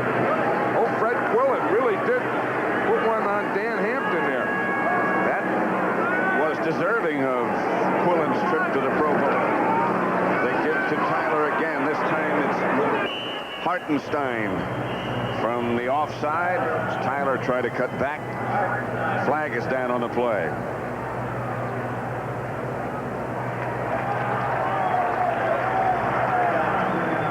Offside Bears. Probably one of those. It didn't look like anyone jumped offsides. Offside, number 95, defense. Still first down. I bet it was Richard Dent lining up offsides, or that neutral zone they call it. Right there. I bet you that he was already in there and lined up there. No, he did take a step. He just got a little jump on that. That's the way to get by Bubba Paris, is start before the ball snap, and you buy him when the ball snaps. Montana sacked by Hampton. And Steve McMichael, the 2 defensive tackles. Second sack by the Bears. They have become so renowned for this. You know, Steve McMichael made a spinner play on that. You don't see that very often. He's on the left-hand side. He starts right here, starts in here, and does a spinner like this and goes up on Montana. Now, a lot of times you see that spinning stuff and it doesn't work. See that spin? Look, spin, spin, spin, whirl. Then he just keeps running right around. Look what he finds here, Joe Montana. I like that spinner stuff when it works. When it doesn't work, I say, don't do that. 2nd and 11, Montana back to throw. Into the pocket, chased by Dent, and down by Dent, and down goes the penalty flag, and he got Montana by the face mask. That's a tough one. You work all day against a guy who weighs 320 pounds. You finally get around, you finally get the quarterback, and in doing so, your hand gets on his face mask. Personal foul. face mask, number 95. Defense, first down. Yeah. Here's Dent. Well, let's see if this is a 5-yard or a 15-yard. I think it's going to be a 15-yard. See, now he does a whirl, he does a spin. I don't know why that's 15 yards. I mean, you know, he was reaching for him. His left hand got him in the face mask, but I didn't see him do anything that would constitute unnecessary roughness. In fact, his hand left the face mask. I think that's a bad call. The face mask, okay, but it should be a 5-yard face mask. Should be 5, and it's 15 into first down at the 39 for the 49ers. And here's Montana going deep, and he's got Solomon. Ooh, that's the thing Bill Walsh was talking about yesterday. We're going to break some big ones. We can get some big chances, we think, against this Mike Ditka Chicago defense. And we still got to hit them. We got to get the ball to the guys who Solomon, get open. look at the move that he puts on Mike Richardson there. Richardson was outside. Freddie gave him a move to the outside. Then he just came up the field, and Joe Montana threw it about 3 yards too far. Look at him. He knows he has him. Ooh. If you don't hit him, it's just another incomplete. He had him. He knows it. Nehemiah split wide to the right. Clark is out wide to the left. Here comes that Bear blitz. Montana is buried. He just barely got rid of it. Richard Dent. I'll tell you, Richard Dent didn't make his presence felt, especially in the first quarter, but he started to come on in the second quarter, and his third quarter, he's really starting to get something.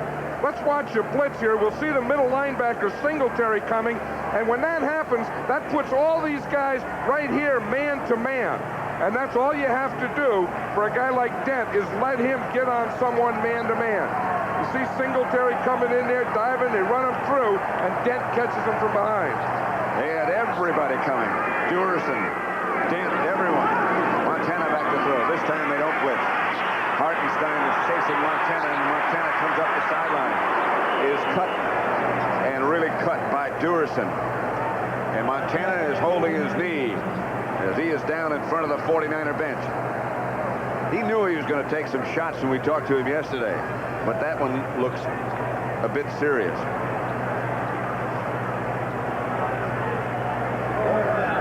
Looks like it was a third down play. Didn't get the first down. He was trying to get the first down. Most quarterbacks will go down or get out of bounds. But Montana, it's third down. He was trying to get that extra yardage on the first down, and he took a blow right on the right knee. Runiger gets off a high kick in the direction of Jeff Fisher, who signals for a fair catch. Montana over on the sideline, being looked at by the medical staff. Here's the hit again. But we'll see Dorson coming up there, number 22. It looked like he put his helmet right on the knee. Tell you what, these Bears don't come to the football yard with a senior prom in mind. They came to hit. And walking normally over in front of the 49er bench. He took a pretty vicious hit, but he seems to be okay now. The Bears with it first and 10 at their own 10. Peyton and Suri are the backs behind Fuller. Peyton now is the lone setback, and Fuller is going to throw. He gets it out to Peyton. Peyton struggles out to about the 15 before Reynolds and Turner converge to take him down. You know, the Bears really haven't had an awful lot of good field position today. In fact, they've had poor field position, and it's really hard to get an offense going in those types of situations. And I think what they're thinking is trying to get some first downs here. They're on the 15-yard line. They're not thinking touchdowns. They're thinking, let's get a couple of first downs here and then go from there. Well, the last first down they made was the last play of the first quarter. Now we're in the middle of the third. Give is to Peyton. Peyton gets away from one tackle, and the 49er defense swarms all over him.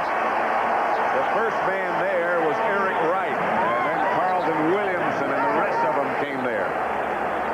There's Carlton Williamson right here. Now watch him. Now that's the guy that has to do the force in the end of the line of scrimmage. See him there, he starts across, the guard's coming out on him, he just takes the guard and Walter on at the same time, forces him deep back behind, and that lets all the pursuit. Now that's what you call pursuit and gang tackle.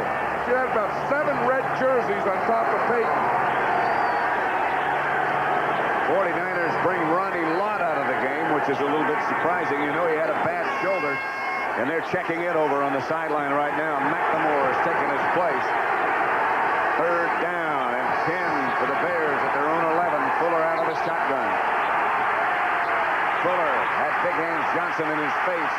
Fuller threw it away in the direction of Peyton, but nothing doing. An inspired 49er defense now. Tell us who's the best. And Candlestick gets the men in red.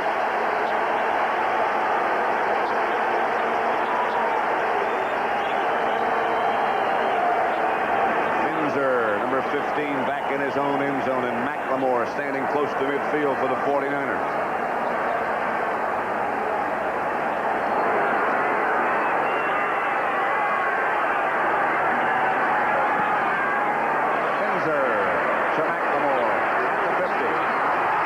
From 1. McLemore to the Bear 34. Dan Raines finally tripped him up. 15-yard return, 15 tough yards for Dana McLemore after a 38-yard punt by Finzer. They put it down just outside the 35. The 49ers 6, the Bears nothing. 10:36 left. Watch a block here. Eric Wright, number 21. It's not really a block. It's just a little push. He knocks Anthony Hutchison out of the way. That gets McLemore by the first guy. Now, usually, when you can get past the first guy, then you can usually pick up another 8 or 10 yards. And that's what McLemore did. He got 15, in fact. Eric Wright is one of the most underrated guys on this team. I know Mike Gitzel was saying, of all their defensive players, the guy that I respect most is Eric Wright. He's their best player. Montana is back at quarterback for San Francisco, and he gives to Wendell Tyler. Tyler cuts back and cuts to the Bear 30. Finsick on the bottom of the pile. Number 45, Buddy Ryan. His defense has really been challenged. And they've risen to the challenge, too. The 49ers have been knocking in the door, and they've been slamming that thing shut on them all day. Tyler got about, well, they say 5, so it's 2nd and 5. That's the Bear 30. Montana, shaken on the last series, is back at quarterback. Tyler, right side, by Finsick, inside the 20.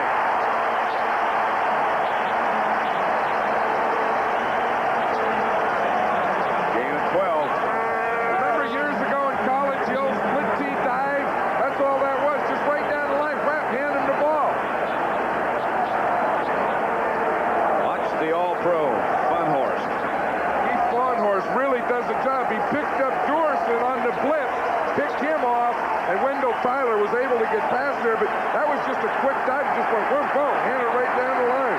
Tyler is out for a rest. Craig is the lone setback now. Montana with the 49ers at first down gives to Craig over the right side. Roger Craig barrels to about the 17 before Duerson is up there quickly. An assist from Hartenstein. Well, you know, Dave Duerson is taking Todd Bell's place because Bell's playing the corner, and that's the guy that has to make the tackles. You know, you think of Todd Bell made the Pro Bowl by doing things like Duerson's doing here.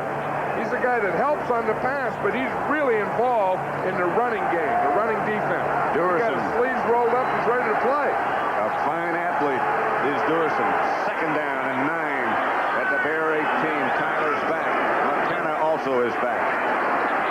Montana takes off himself and dives to the 15, and flags go down. Singletary and Francis in a fracas.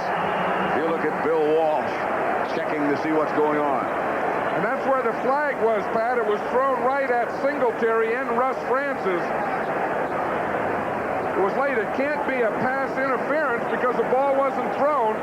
The defensive guy can protect himself, so I bet they either pick it up or it's against Francis.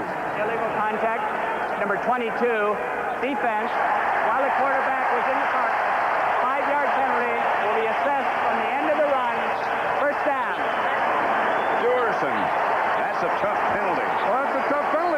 once a quarterback starts to run, then the defensive backs can play off those blockers downfield.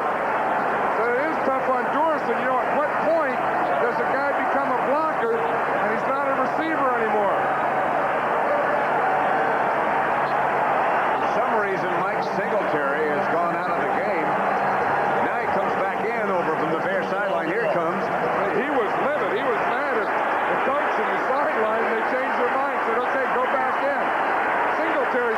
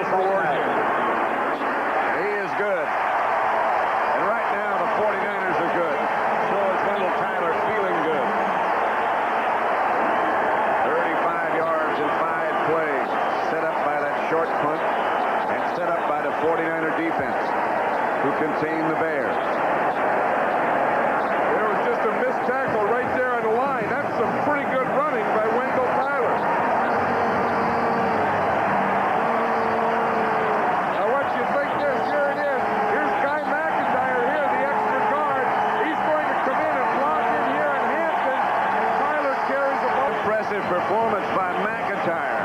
Good blocking.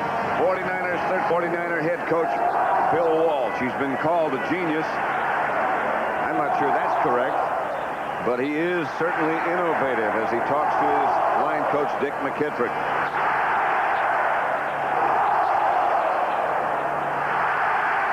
Maybe he is a genius, John.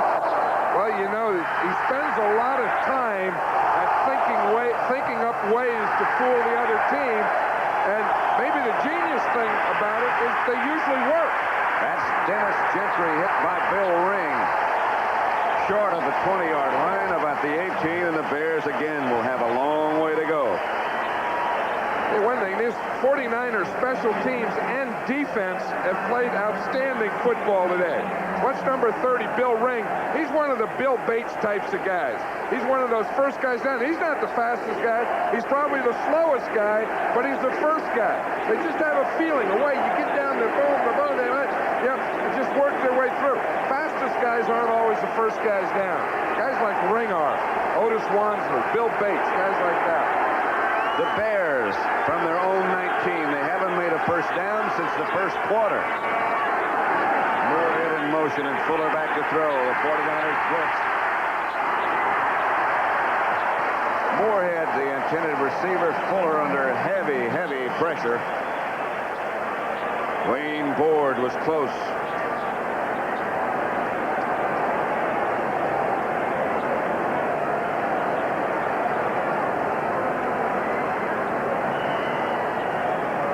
Watch Hacksaw Reynolds come here in the blitz. He loves that. He loves if they're not going to, if he's going to be in there and they're not going to run the ball, then he wants to come in a blitz. Bortz just cuts him. He doesn't like that.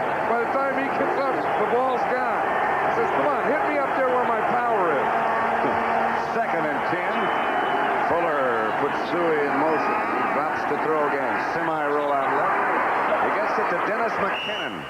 That's the first pass complete to a wide receiver by Chicago all day. Eric Wright was the defender. There's the breakdown. Well, they have 2 to the tight ends, 3 to the running backs. Willie Gault is yet to touch the ball. Well, he did touch the ball. Remember, he tipped one and the ball went through for an interception. Here's Dennis McKinnon here. He just runs an out pattern on Eric Wright. Eric Wright was holding back a little too much. McKinnon was able to get outside. But I think the Bears are going to have to get the ball sometime to a Willie Gault. The other thing I think they have to do is run the Walter Payton more. Just give him the ball. He'll do something. 7.5 minutes left, third quarter. Bears get a little bit of breathing room, and Fuller goes back to throw. Has some time. McKinnon again. Another Bear first down. Knocked out of bounds at about the 46 by Ronnie Lott. McLemore, it looks like, has taken Lott's place. The last 6 possessions by the Bears, where they started,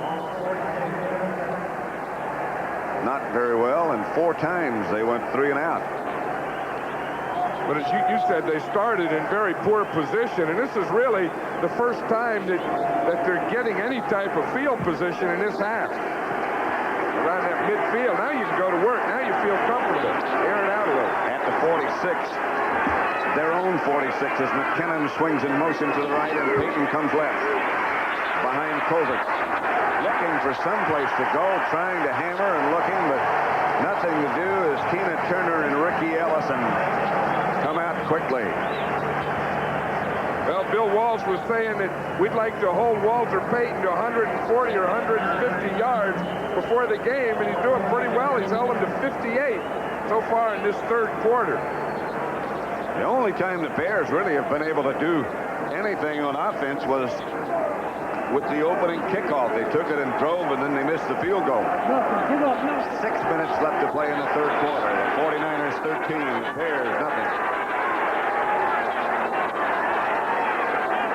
Fuller. Big hands Johnson chasing. Fuller to McKinnon again at the 49er 32. Carlton Williamson, the defender, a gain of 21. A good throw by Fuller. McKinnon is one of those wide receivers who's a real tough guy. You know, he's had a bad knee. He had a hairline fracture of his leg, but here he is back here playing, and he doesn't even look like anything's bothering him. Watch him come all the way across the field, catch the ball. Poor passer was behind him, made a great adjustment. From Florida State, he didn't start there. Neither did Zeke Moore, who was a tight end for the Giants, but they both have become starters in the NFL. Galt is split wide to the left. Here is Payton. Hammers down inside the 30. Dan Bunn on the bottom of the pile. This is the type of play, and I think Walter Payton's the type of back that you just have to keep pounding him. You know, he gets better as the game goes on. He has that great stamina, and you may stop him in the 1st quarter, you may stop him in the 2nd and the 3rd, but it's like Russian roulette. In that number 34, there's some live bullets. You just don't know which ones they are. Brad Anderson has replaced McKinnon. He is split wide to the right. Galt is to the left. Fuller on 2nd down and 7 on the 49er 29. He gives on a delay to Payton, and Payton breaks out of the pack. Payton to about the 24. Dwight Hicks playing with a sore ankle with an assist from Mike Walter. They bring him down. Now the Bears have a short yardage defense here, or a short yardage offense. We saw an interesting play in practice, a run pass. They handed it to Payton, and he started to run to the right, and then they threw back to Dunsmore, the tight end, back on this left side. This wouldn't be a bad place for that play. Payton showed earlier, and he showed, of course, last week that he could throw it and will throw it. He's got Galt split wide to the left. He's back there with Suey. Forward in motion. They give to Payton. He hurdles over the top. He's close to 1st down yardage, but it looks like he might be a half yard short.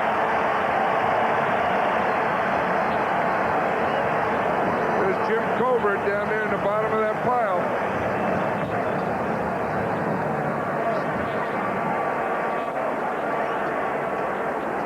Walter Payton just takes the ball on a dive and just takes off. No, but he had about 3 yards to take off to. There's not many backs. Maybe Walter Payton could dive 3 yards. I don't know many other backs in this league that could dive that far over a pile. Mike Ditka looking on. It would appear that he has decided we'll go for this one right now. We got to get back in this ball game. They asked for a measurement. I think he has to go for it, Pat. When you're down 13 to nothing, you need 2 scores. And I think the type of coach Mike Ditka is, the type of personality of the Chicago Bears, I think this is the type of thing they just have to do. I don't even think there's any decision here. Looks like about a full yard short. Here comes Dunsmore. You remember he caught that pass against the Redskins last week. Fuller was looking to the wristband for his play on this one. Ditka is looking on.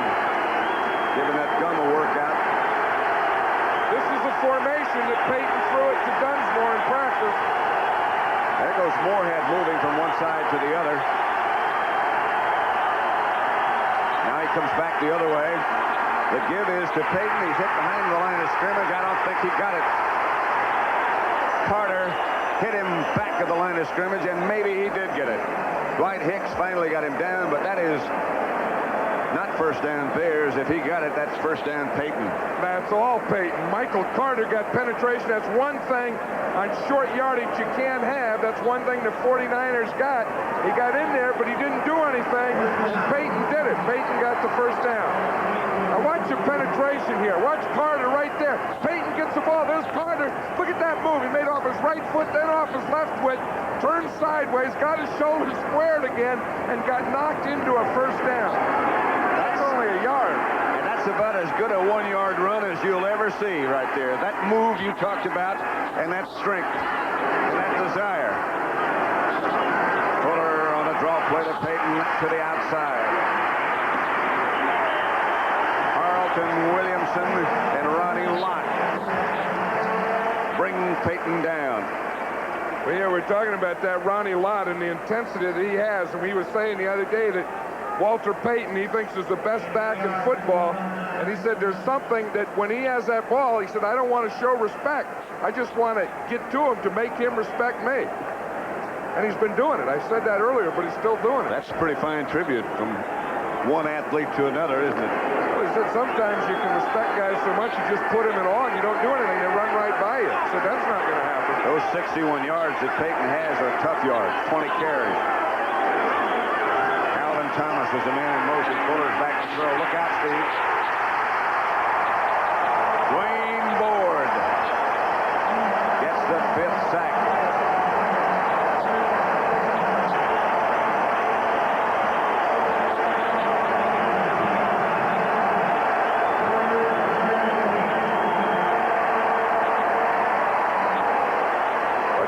Dwayne Board here on Jim Covert.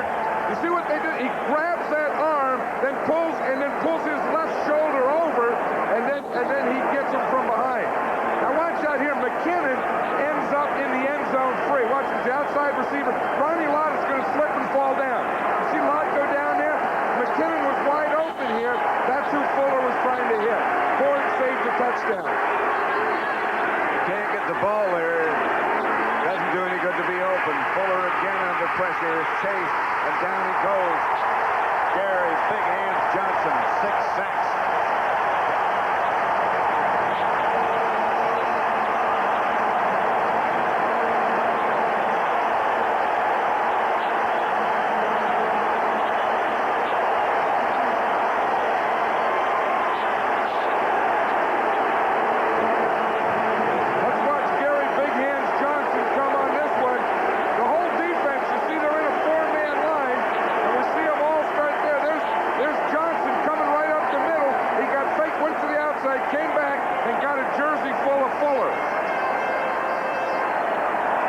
A full hand. They call him Big Hands. Pinzer aiming for the sideline, hangs it high. McLemore's back there to watch it sail out of bounds. Looks like it's going to be about the 10-yard line, somewhere in that area. The 12. The 49ers will take over there as the fans pay tribute to the defense. 13-0. They said he couldn't retrieve his own shadow, but you didn't give up on him. Now comes your time. To Miller Time. And Miller Time means it's time for the best beer you can find. Miller High Life. Bring your thirsty self right here. The rich, smooth taste of Miller beer is what you have in mind. Welcome to Miller High Life. Welcome to Miller Time. I like small cars. We need more room. Today, Chevrolet has a car for you, the mid-size celebrity. Feel the room. Ride in style. Go in comfort every mile. Enjoy mid-size room with economy and a price that's surprisingly small. Celebrity. Lots of stuff here. If this is today's Chevrolet, I like it. And we need it. Drive today, Chevy. Live today, Chevy. Live it. Chevy. There's a college basketball doubleheader coming your way next Saturday on CBS Sports. In the first game, second-ranked Duke will host Washington. And most of you will see 10th-ranked DePaul take on Houston, while those in the South will see Kentucky against Alabama. That's next Saturday, beginning at noon Eastern, right here on CBS. CBS Sports Today is bringing you from Candlestick, the NFC Championship game. The 49ers lead the Bears 13-0. Roger Craig over the left side for a couple of yards. Richard Dent on the bottom of the pile. 53 seconds left to play third quarter. Miami has beaten Pittsburgh, as you know, I'm sure. They're in the Super Bowl, and one of these two will also make that trip. Not very long if you're a 49er.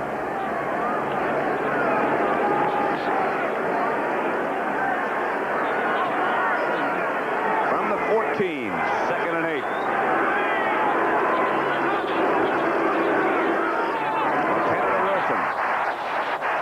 To the 25. 11 yards. 49er first down. Yeah, for a big defensive lineman, Montana is so quick to get rid of the ball. Watch Wilson here, just up about 5 steps, whap right in there. The guys can get so close, but they can't do anything about it. It really is frustrating.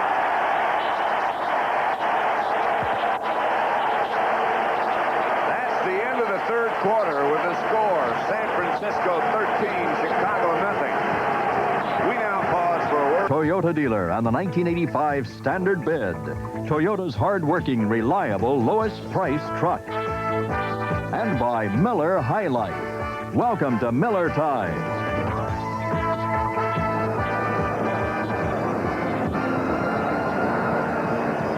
Jim McMahon, the injured Bear quarterback, looking on from the sideline.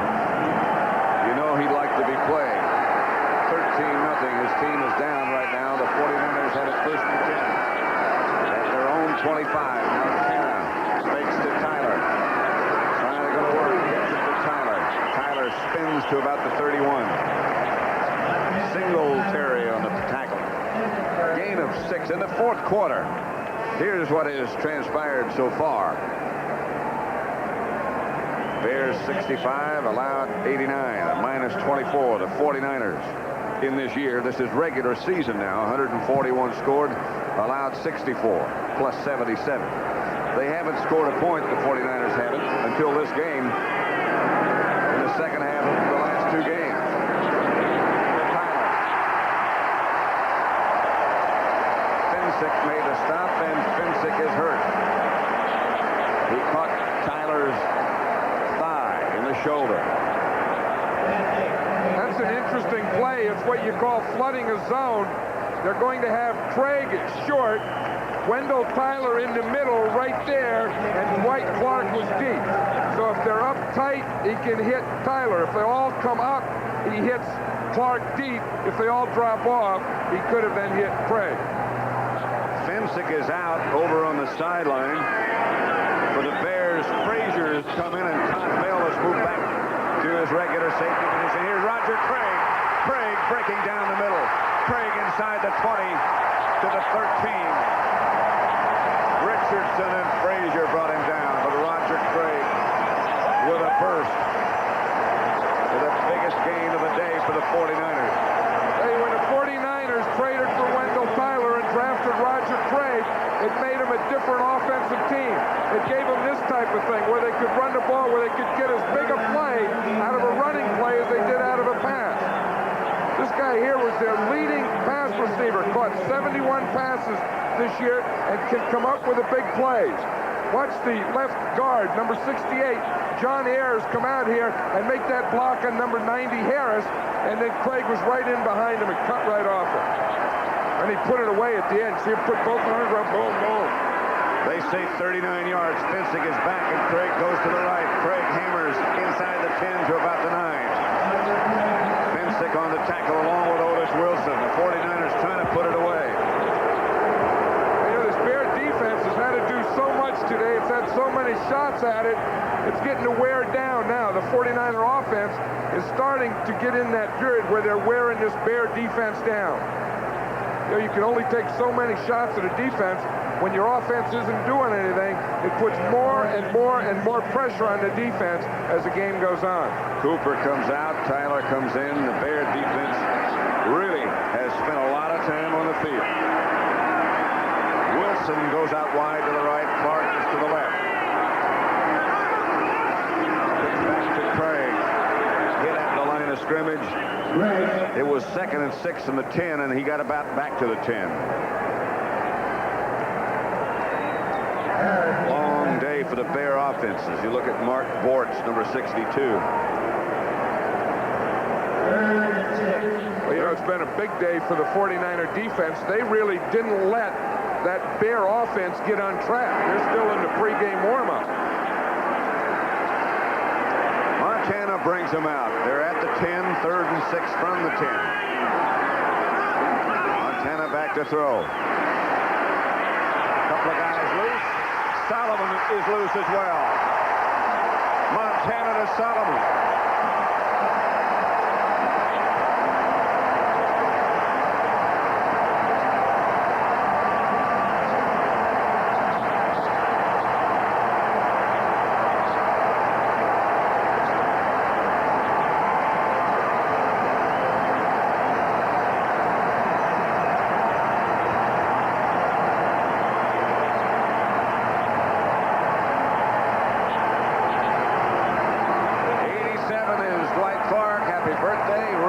Can make it an even happier birthday as Montana will hold for his extra point attempt, which is right down the pipe, but there's a flag down.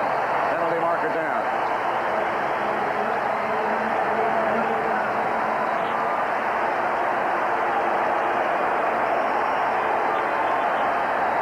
The 49ers 20. The Bears not on the board. Offside. Defense. Right side of the line. The extra point is good. A 5-yard penalty will be assessed on the kickoff. Let's watch Freddie Solomon out there and Mike Richardson, number 27. He's going in. Now he's not open yet. Now he starts to slide because Montana was running. Montana's scrambling ability made that touchdown possible. That was an option. Solomon was going inside. Now watch Montana. He starts on a roll. And then he sees everything is pinned in. Now he can come outside. That rollout gave Freddie Solomon the time to work to the outside. With all the business about who's the best quarterback, we got into that and you did last week.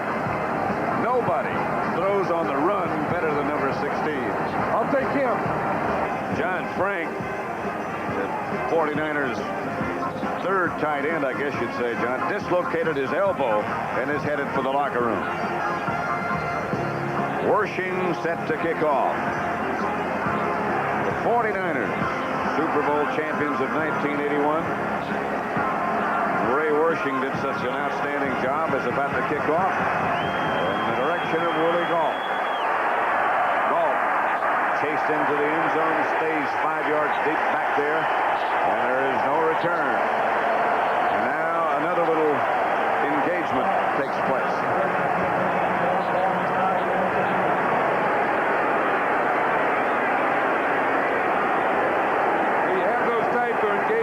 Two parts of the game. One early in a big game when everyone's a little jittery and nervous, and two late in a big game when one team is frustrated. And in this case, it's the Bears as the 49ers lead 20-0. Fuller, Jeff Fuller is number 49. That's Dan Range.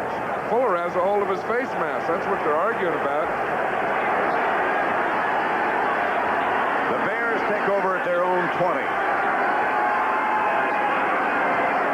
Throw it. And protecting Steve Fuller.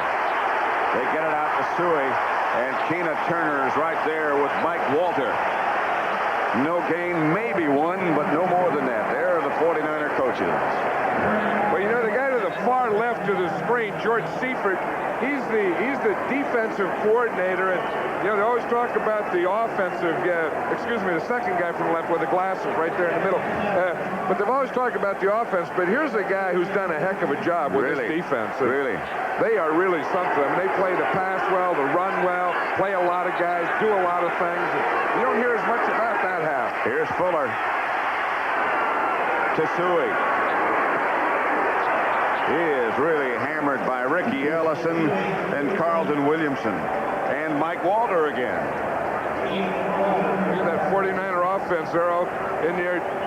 Wide receivers and tight ends always want to stay close to the quarterback. You ever see that? I mean, there's Russ, Clark's talking to him, Freddie Solomon, Ronaldo Nehemiah. And then when the quarterback tries to get away, he goes by the kicker. See, because no one stands around the kicker. So if you want to be alone, you go next to the kicker. 10 for Chicago as far as their third down conversion. Fuller will try here on third. He's going to take off and convert it. Steve Fuller out of bounds, pursued by Ronnie Lott, but he gets a pickup of 23 yards. He gets right to midfield, and the Bears do get some breathing room. Big Keith Van Horn, the right tackle of the Bears, got a takedown block on Fred Dean. And that's how Steve Fuller was able to run on that play. Let's see if we can see it. Here it is right here. Watch Fred Dean. You see Van Horn come out. You see he takes it inside, gets that hand up, just drives him right into the pile and keeps him there. They put a big pile of red jerseys. Fuller sees it. Says, there's a pretty big gap. I'll just run out there. Not a bad block by Van Horn. That Dean's tough to block. So the Bears will operate right from midfield. Here comes a fake reverse to Galt. Go deep, and there's nothing there. Looking in the direction of Peyton. Right with him was Keena Turner. Talk about your impressive guys. Keena Turner's one of those. Really good player, but to talk to him. Well, you know, he's one of those guys that's very aware. He's always in this defense. He's the guy that's always played. They substitute a lot. Keena Turner plays run down linebacker, pass down, short yardage, goal line. He plays the whole package. And he used to always be an underrated guy. They'd say, you know, Keena Turner's the most underrated guy. Well, now he's in the Pro Bowl, so you can't call him underrated anymore. Now he's rated. He's rated. 9.5 minutes, 9:31 left to play. 20-0, 49ers. 2nd and 10, Moorhead in motion. Fuller back to throw. Halftime throws in the direction of Moorhead. Nothing doing, and who's there? Keena Turner. But, you know, he's such a good athlete, Keena Turner, and has such great speed that he can line up anywhere. On that play, he was lined up outside. You see him here. He's outside there with Moorhead. Now watch, Moorhead's going to go outside, then come back in. Keena Turner just goes out with him, then comes back in with him, throws that left hand in there, and knocks the ball down. From Purdue. How do you think he got a name Keena? Do you know? Yeah, his mother was watching some television show, and there was an Indian in it by the name of Keena.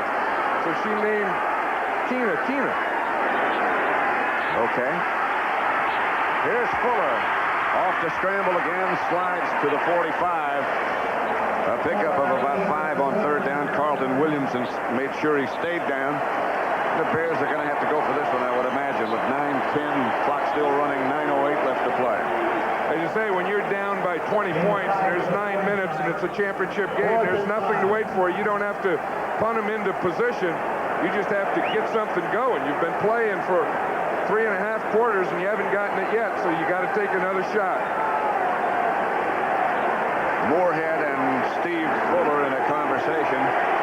It's 4th and 4. Galt comes out wide to the right. Dennis McKinnon out wide to the left. He's been the only effective wide receiver the Bears have been able to use. A low snap. Pass is incomplete, intended for Moorhead, and the 49ers will take over. Tom Homo broke it up. Carlton Williamson also on the defense.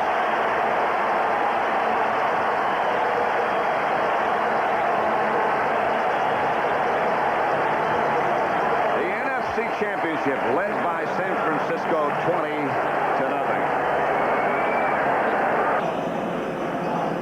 Summerall and John Madden at Candlestick Park, where the 49er faithful are starting to chant Super Bowl as their team leads 20-0 over the Bears. Packed house, 61,040 at Candlestick, a new San Francisco record today. Talk about some noisy fans. There's some of them here. Right, and they only have to go down the road about 10 or 15 miles to Palo Alto here for the Super Bowl.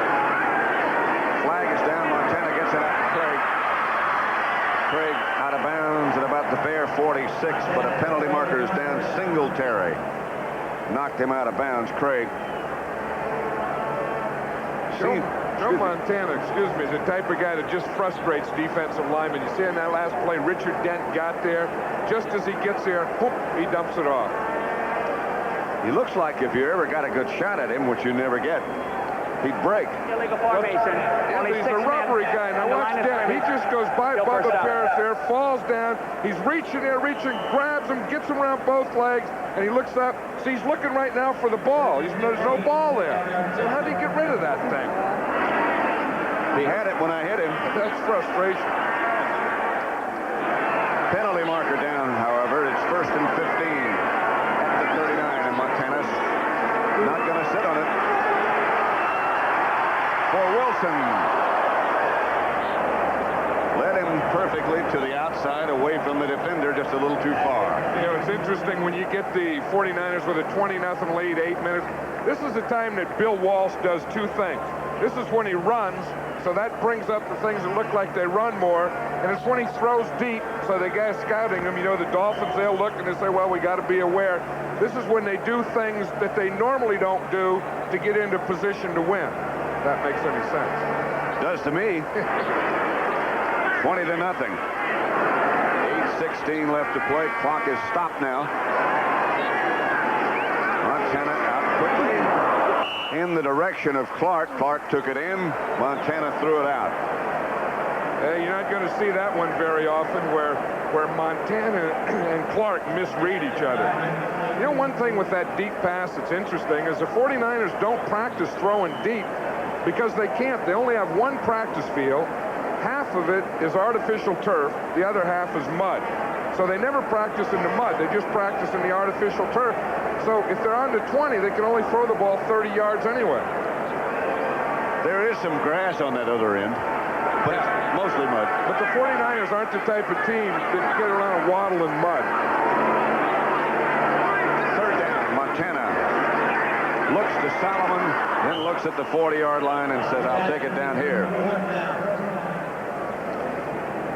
And now they'll send on Max Runiger.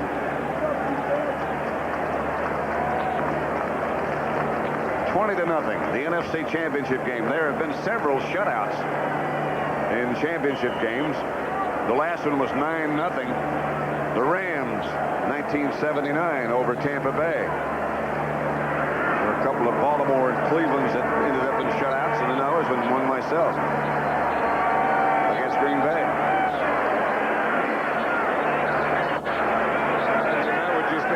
So you get so fired up to go out and play a big game and get shut out. Roniger doesn't get it all. Jeff Fisher feels it on the hop and is buried by the men in red.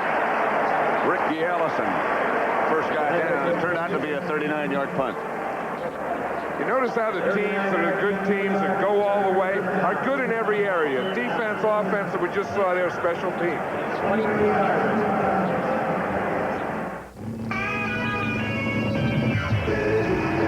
Every once in a while, something unexpected shows up. Hey, what's that, a Toyota? The 1985 Toyota Corolla GTS. A Toyota, dependable. A Corolla, affordable. A different kind of Corolla. A sleeper, a car for the street, powered by a new twin-cam, electronically fuel-injected. What's he got in there? 16-valve engine. What's he got in there? Known as the TC16. Yeah, what's he got in there?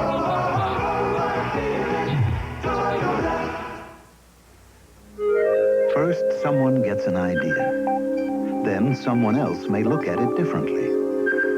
Even add a thought or two. Technology from a company called TRW helps ideas get around.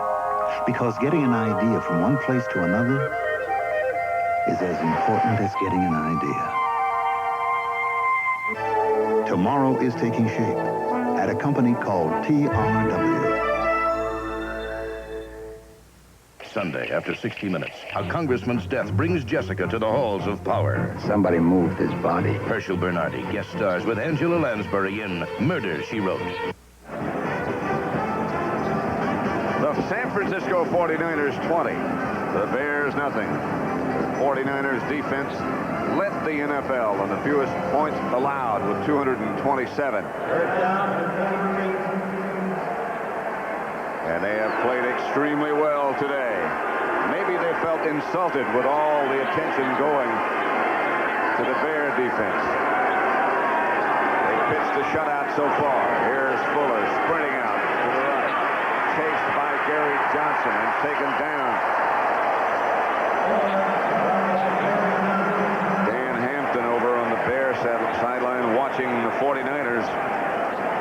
Yeah, you just had a feeling as you were watching Gary Johnson chase Fuller that he was going to get there. With each step, he just kept picking up more speed and speed, and the determination, because when you run again all the way across the field like this, but watch as he gets closer, that determination goes up about 10, 15, 20%. That's his third sack of the day, Johnson's.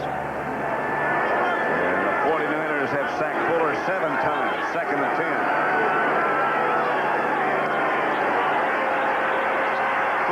Pulls it down, is hit by Fred Dean. Dean takes Fuller down. 8 sacks by the Niners. You know, one thing about Fred Dean, let's watch him in the pass rush.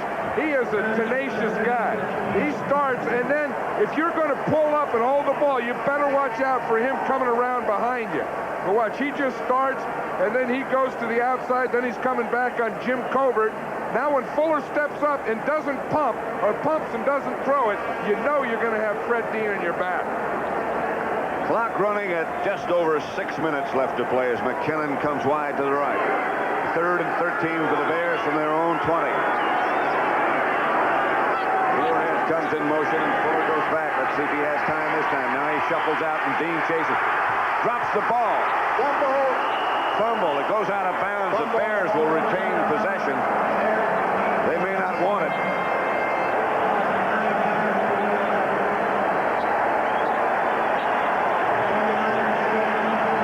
The Bear punting unit comes on.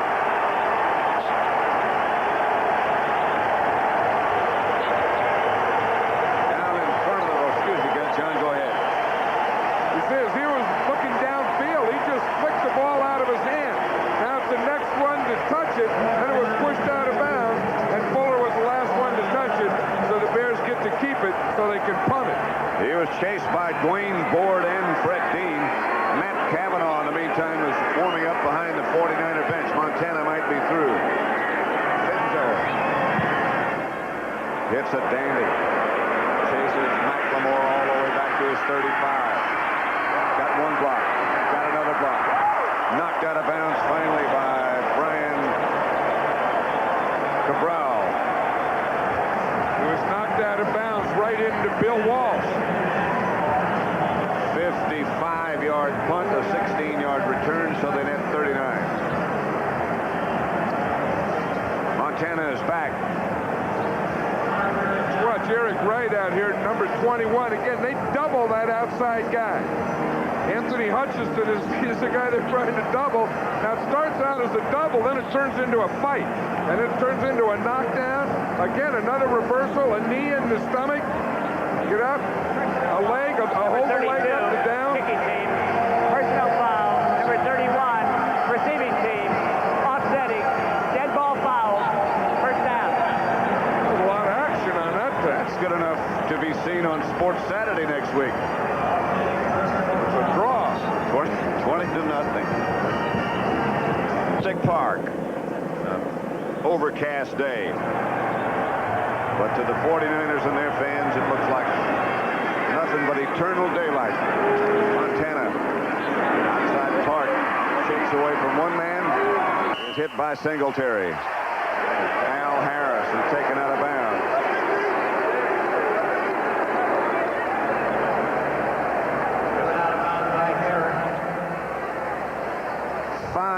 6:20 left to play. The 49ers up 20-0. Well, you know, you talk about guys that go all the time. Dwight Clark is that same type of guy. We talked about Walter Payton, you know, how he has that stamina. He's always going. This Dwight Clark is the same way. He's going. Look, there's 3 or 4 guys on him. Practice, plays every down. Matt Cavanaugh has taken Montana's place.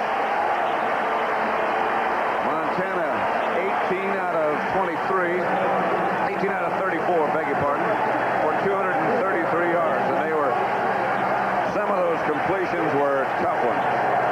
You know, as Bill Walsh told us yesterday, he said if we're going to beat the Bears and beat the Bear defense, the most important thing is Joe Montana and Joe Montana executing. He said it's going to be tough for Montana, both physically and mentally, to absorb everything he put in and to meet the challenge of that Bear defense. And he rose to an occasion, didn't he? Sure did. Clark is also out. Wilson is put wide to the left. Here's Bill Ring.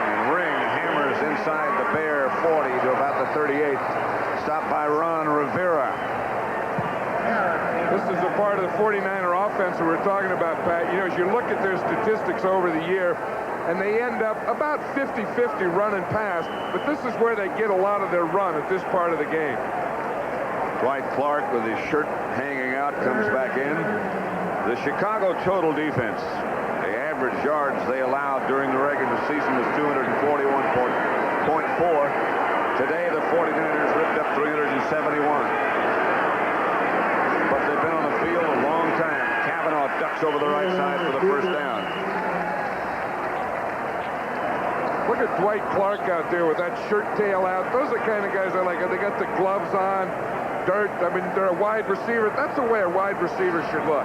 You know, most big guys look that way, like offensive linemen. They never keep their shirt tail in.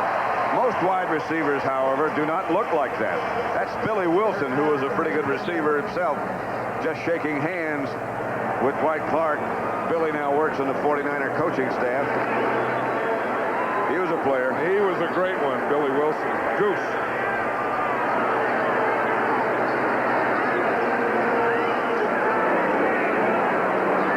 Derek Harmon around the right side, sprinting, taken down by Al Harris, out of bounds, stops the clock. 4 minutes, 11 seconds left to play. The Dolphins and the 49ers in Super Bowl 19. One thing the 49ers have to watch out for now is all the pats on the backs you have to take. You know, I mean, everyone is congratulating everyone and the fans, and then your phone rings all the time, because I'll guarantee you starting tonight for the next 2 weeks, every person they ever knew is going to be calling them up for Super Bowl tickets. Well, you get relatives you never even heard of and say, hey, I'm your uncle. Do you got any tickets? Relatives who aren't related. And then these guys have one more thing. The game's going to be at home. Derek Harmon again. This is as close, I guess, John, as it's ever been. If you look at Walter Payton, close as it's ever been to a home team being a host in a Super Bowl game. Well, I think the other one was when the Rams played in Pasadena against Pittsburgh, right. And it's the same type of thing. You know, that they have it in there. Palo Alto is only about 5 miles from Redwood City, where the 49ers train.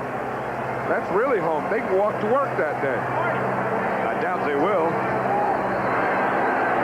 but they could. Second down. Cavanaugh gets to Harmon again. He swings around the right side, or tries to, and the Bears are out there to knock him down. Singletary. He doesn't know they're down 20-0. He plays the same way all the time. Do you see number 62, Guy McIntyre, was leading on that play? Well, he's playing guard now. Earlier in the game, we saw him a couple times. In fact, one big touchdown where he was in the backfield. Remember that? Here's the play to Wendell Tyler, but here's Guy McIntyre, the guard. They call this formation Angus formation. Got the big bull in front. Cavanaugh back to throw under pressure. Harmon. It's complete, but he's hit down quickly by Duerson. Tonight on CBS, 60 Minutes. Murder, She Wrote. Crazy like a fox, Trapper John, M.D. Bill Walsh should have a series on one of these nights called Genius Like a Fox. And there he is. Or How to Do Surgery, she wrote. 2-minute warning. 49ers 20-0 over the Bears and headed for Super Bowl 19.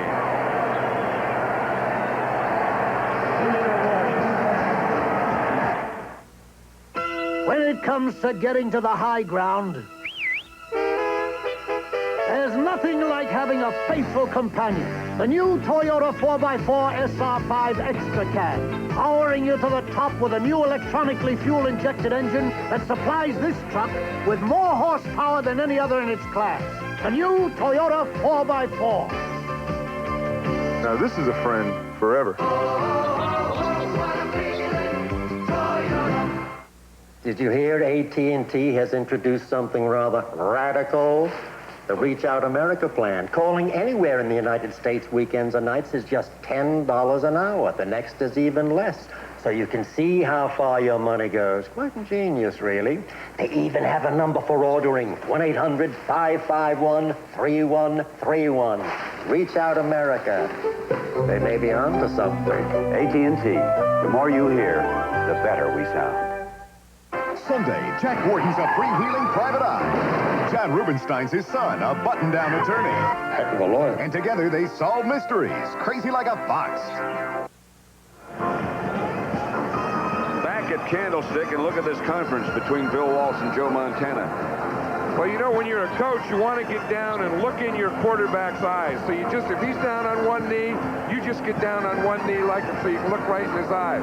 But what they were talking about is whether they wanted to go for the field goal and he wanted to hold, because Joe Montana is the holder for Ray Worship. And he got hit in the knee, and he had a tough time getting up. They've decided it's going to be Worshing from 34 yards out with Montana holding. And he rips it up and good.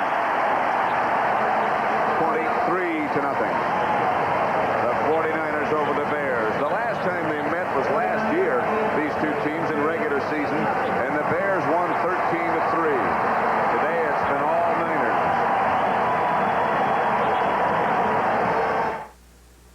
Niners. Hey, there's only one thing better than success, and that's enjoying it. Welcome to Miller time. It's all yours and it's all mine. Bring your first December right here. The rich, smooth taste of Miller beer. Miller beer is what you have in mind. Welcome to Miller time. Welcome to the rich, smooth taste of Miller High Life. When they put a heavy load on your shoulders, there's nothing like having a friend you can count on. The new Toyota electronically fuel-injected 1-ton truck. It'll carry over 2,500 pounds. And with an optional towing package, you can pull up to 5,000 pounds. The Toyota 1-ton truck. Thanks, old buddy.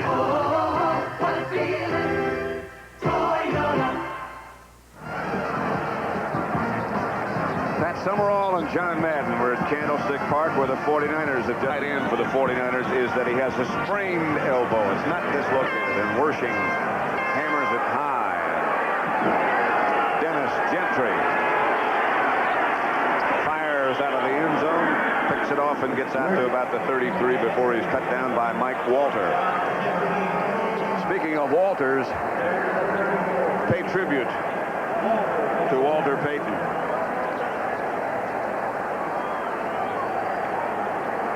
McIntyre, the Angus back, talking to Bill Walsh. Something he put in that had to come as a surprise to everybody. You know, it's something a coach does. You put that in, and you've never done it before, so you don't know if it's going to work. And then after it does work, then you feel as good as the guy did that made it work.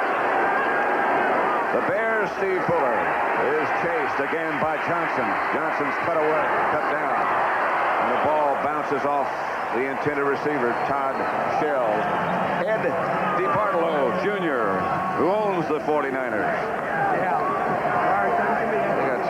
celebrate. They're going to play Miami. He better watch out because he's going to get his back patted a lot. And he's going to be asked for a lot of tickets. And then the other thing, it's going to cost him a lot of money. That's probably what he'll think about tonight.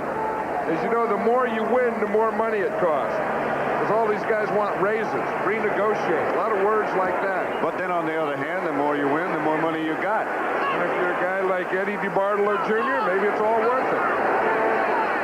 1:45 left to play. Fuller on the screen pass gets it to Stewie. Stewie is chased and hammered down. Ricky Ellison again. Ronnie Lott again. 7-yard gain. Ricky Ellison is another one of those impressive guys. He has that look in his eyes. You know, we always talk about linebackers and look in their eyes and stuff like that. Ricky Ellison has that look in his eyes. Penalty markers downfield as Fuller comes out. He's hit by number 50, Ricky Ellison, who led the team in tackles this year, calls the defensive fronts. Flags are down.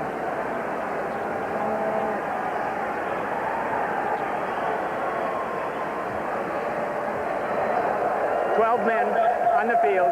Defense, penalty decline. First down. Guys are trying to get their time now for their Letterman's jacket. You know, so they just run on the field so they can say that they played. You know, and then they get a little dirty and walk off. Maybe some guy in the press will talk to them. Were you in? Oh, yeah, I was in there. Really a lot of hard hitting going on in there. Some of them might have bonuses for time played or something like that. That's right. If they need some more time, they need another minute, so they just run in here. There's Ricky Ellison. He needs a new jersey. No, that's good. That's the way it should be. You should have torn jersey. Little dirt. This thing is getting too plastic. Fuller got loose. He hits Dunsmore finally, and Dunsmore is cut down by Dana McLemore, and Ricky Ellison one more time jumped on top. Less than a minute left to play. The 49ers 23. The Chicago Bears nothing. Timeout. Bears. Next weekend on CBS Sports Saturday. 15 rounds. The IBF World Lightweight Championship between Harry Arroyo and Terrence Ali. And I know you respect both of those fighters, John. That's going to be a good one. You know, Harry Arroyo's from the same town as Boom Boom Mancini, and some people are saying that... And Terrence Ali is a fine fighter. I've liked him for a long time. And then also next weekend on Sports Saturday, great pool shootout, trick shots, and the Super Bowl preview with those two bandits, Summerall and Madden, live at 4 o'clock Eastern Time. And Sunday, the World Triathlon Championship and the All-Madden team. A lot of those guys won't go to the Pro Bowl, but they'd rather be on that team. If they want to be on the team, they can be.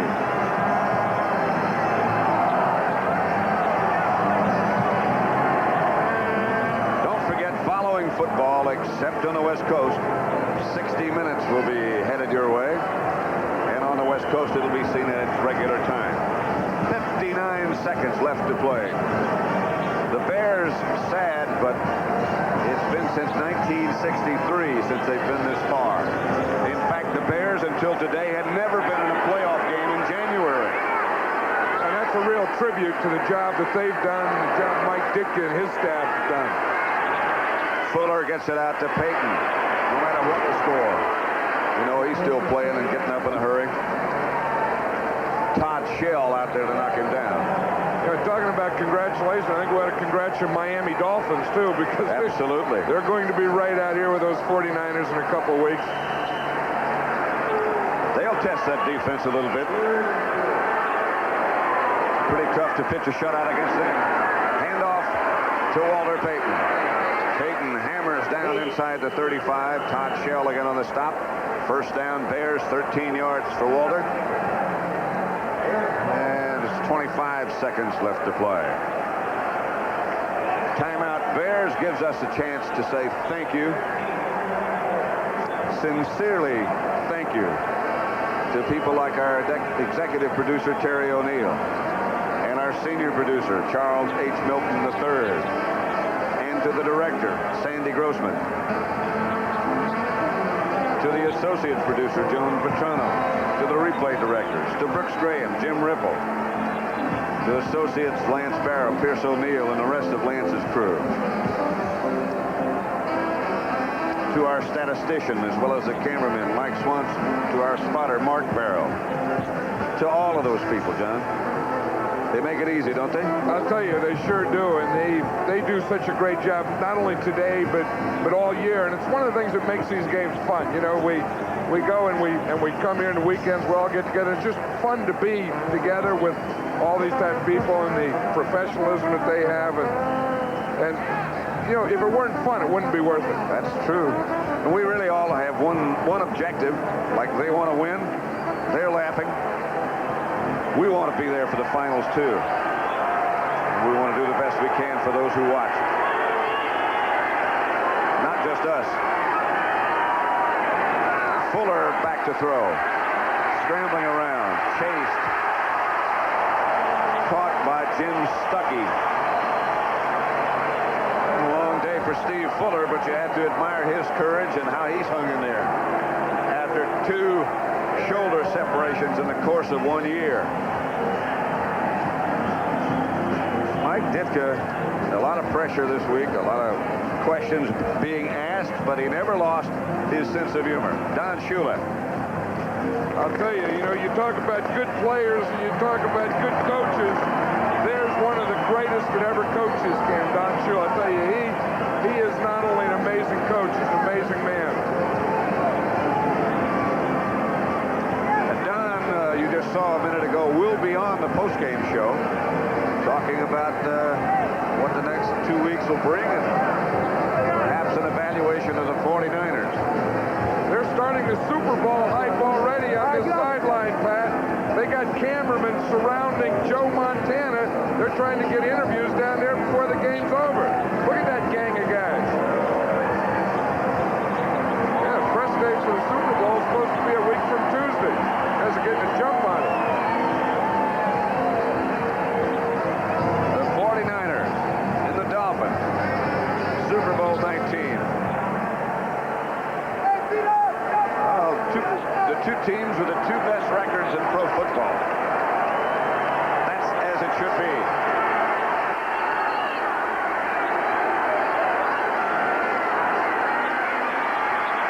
Fuller again has to run. Throws. They say no. Dunsmore was the intended receiver. 10 seconds. Penalty marker down. Past the line of scrimmage was Fuller.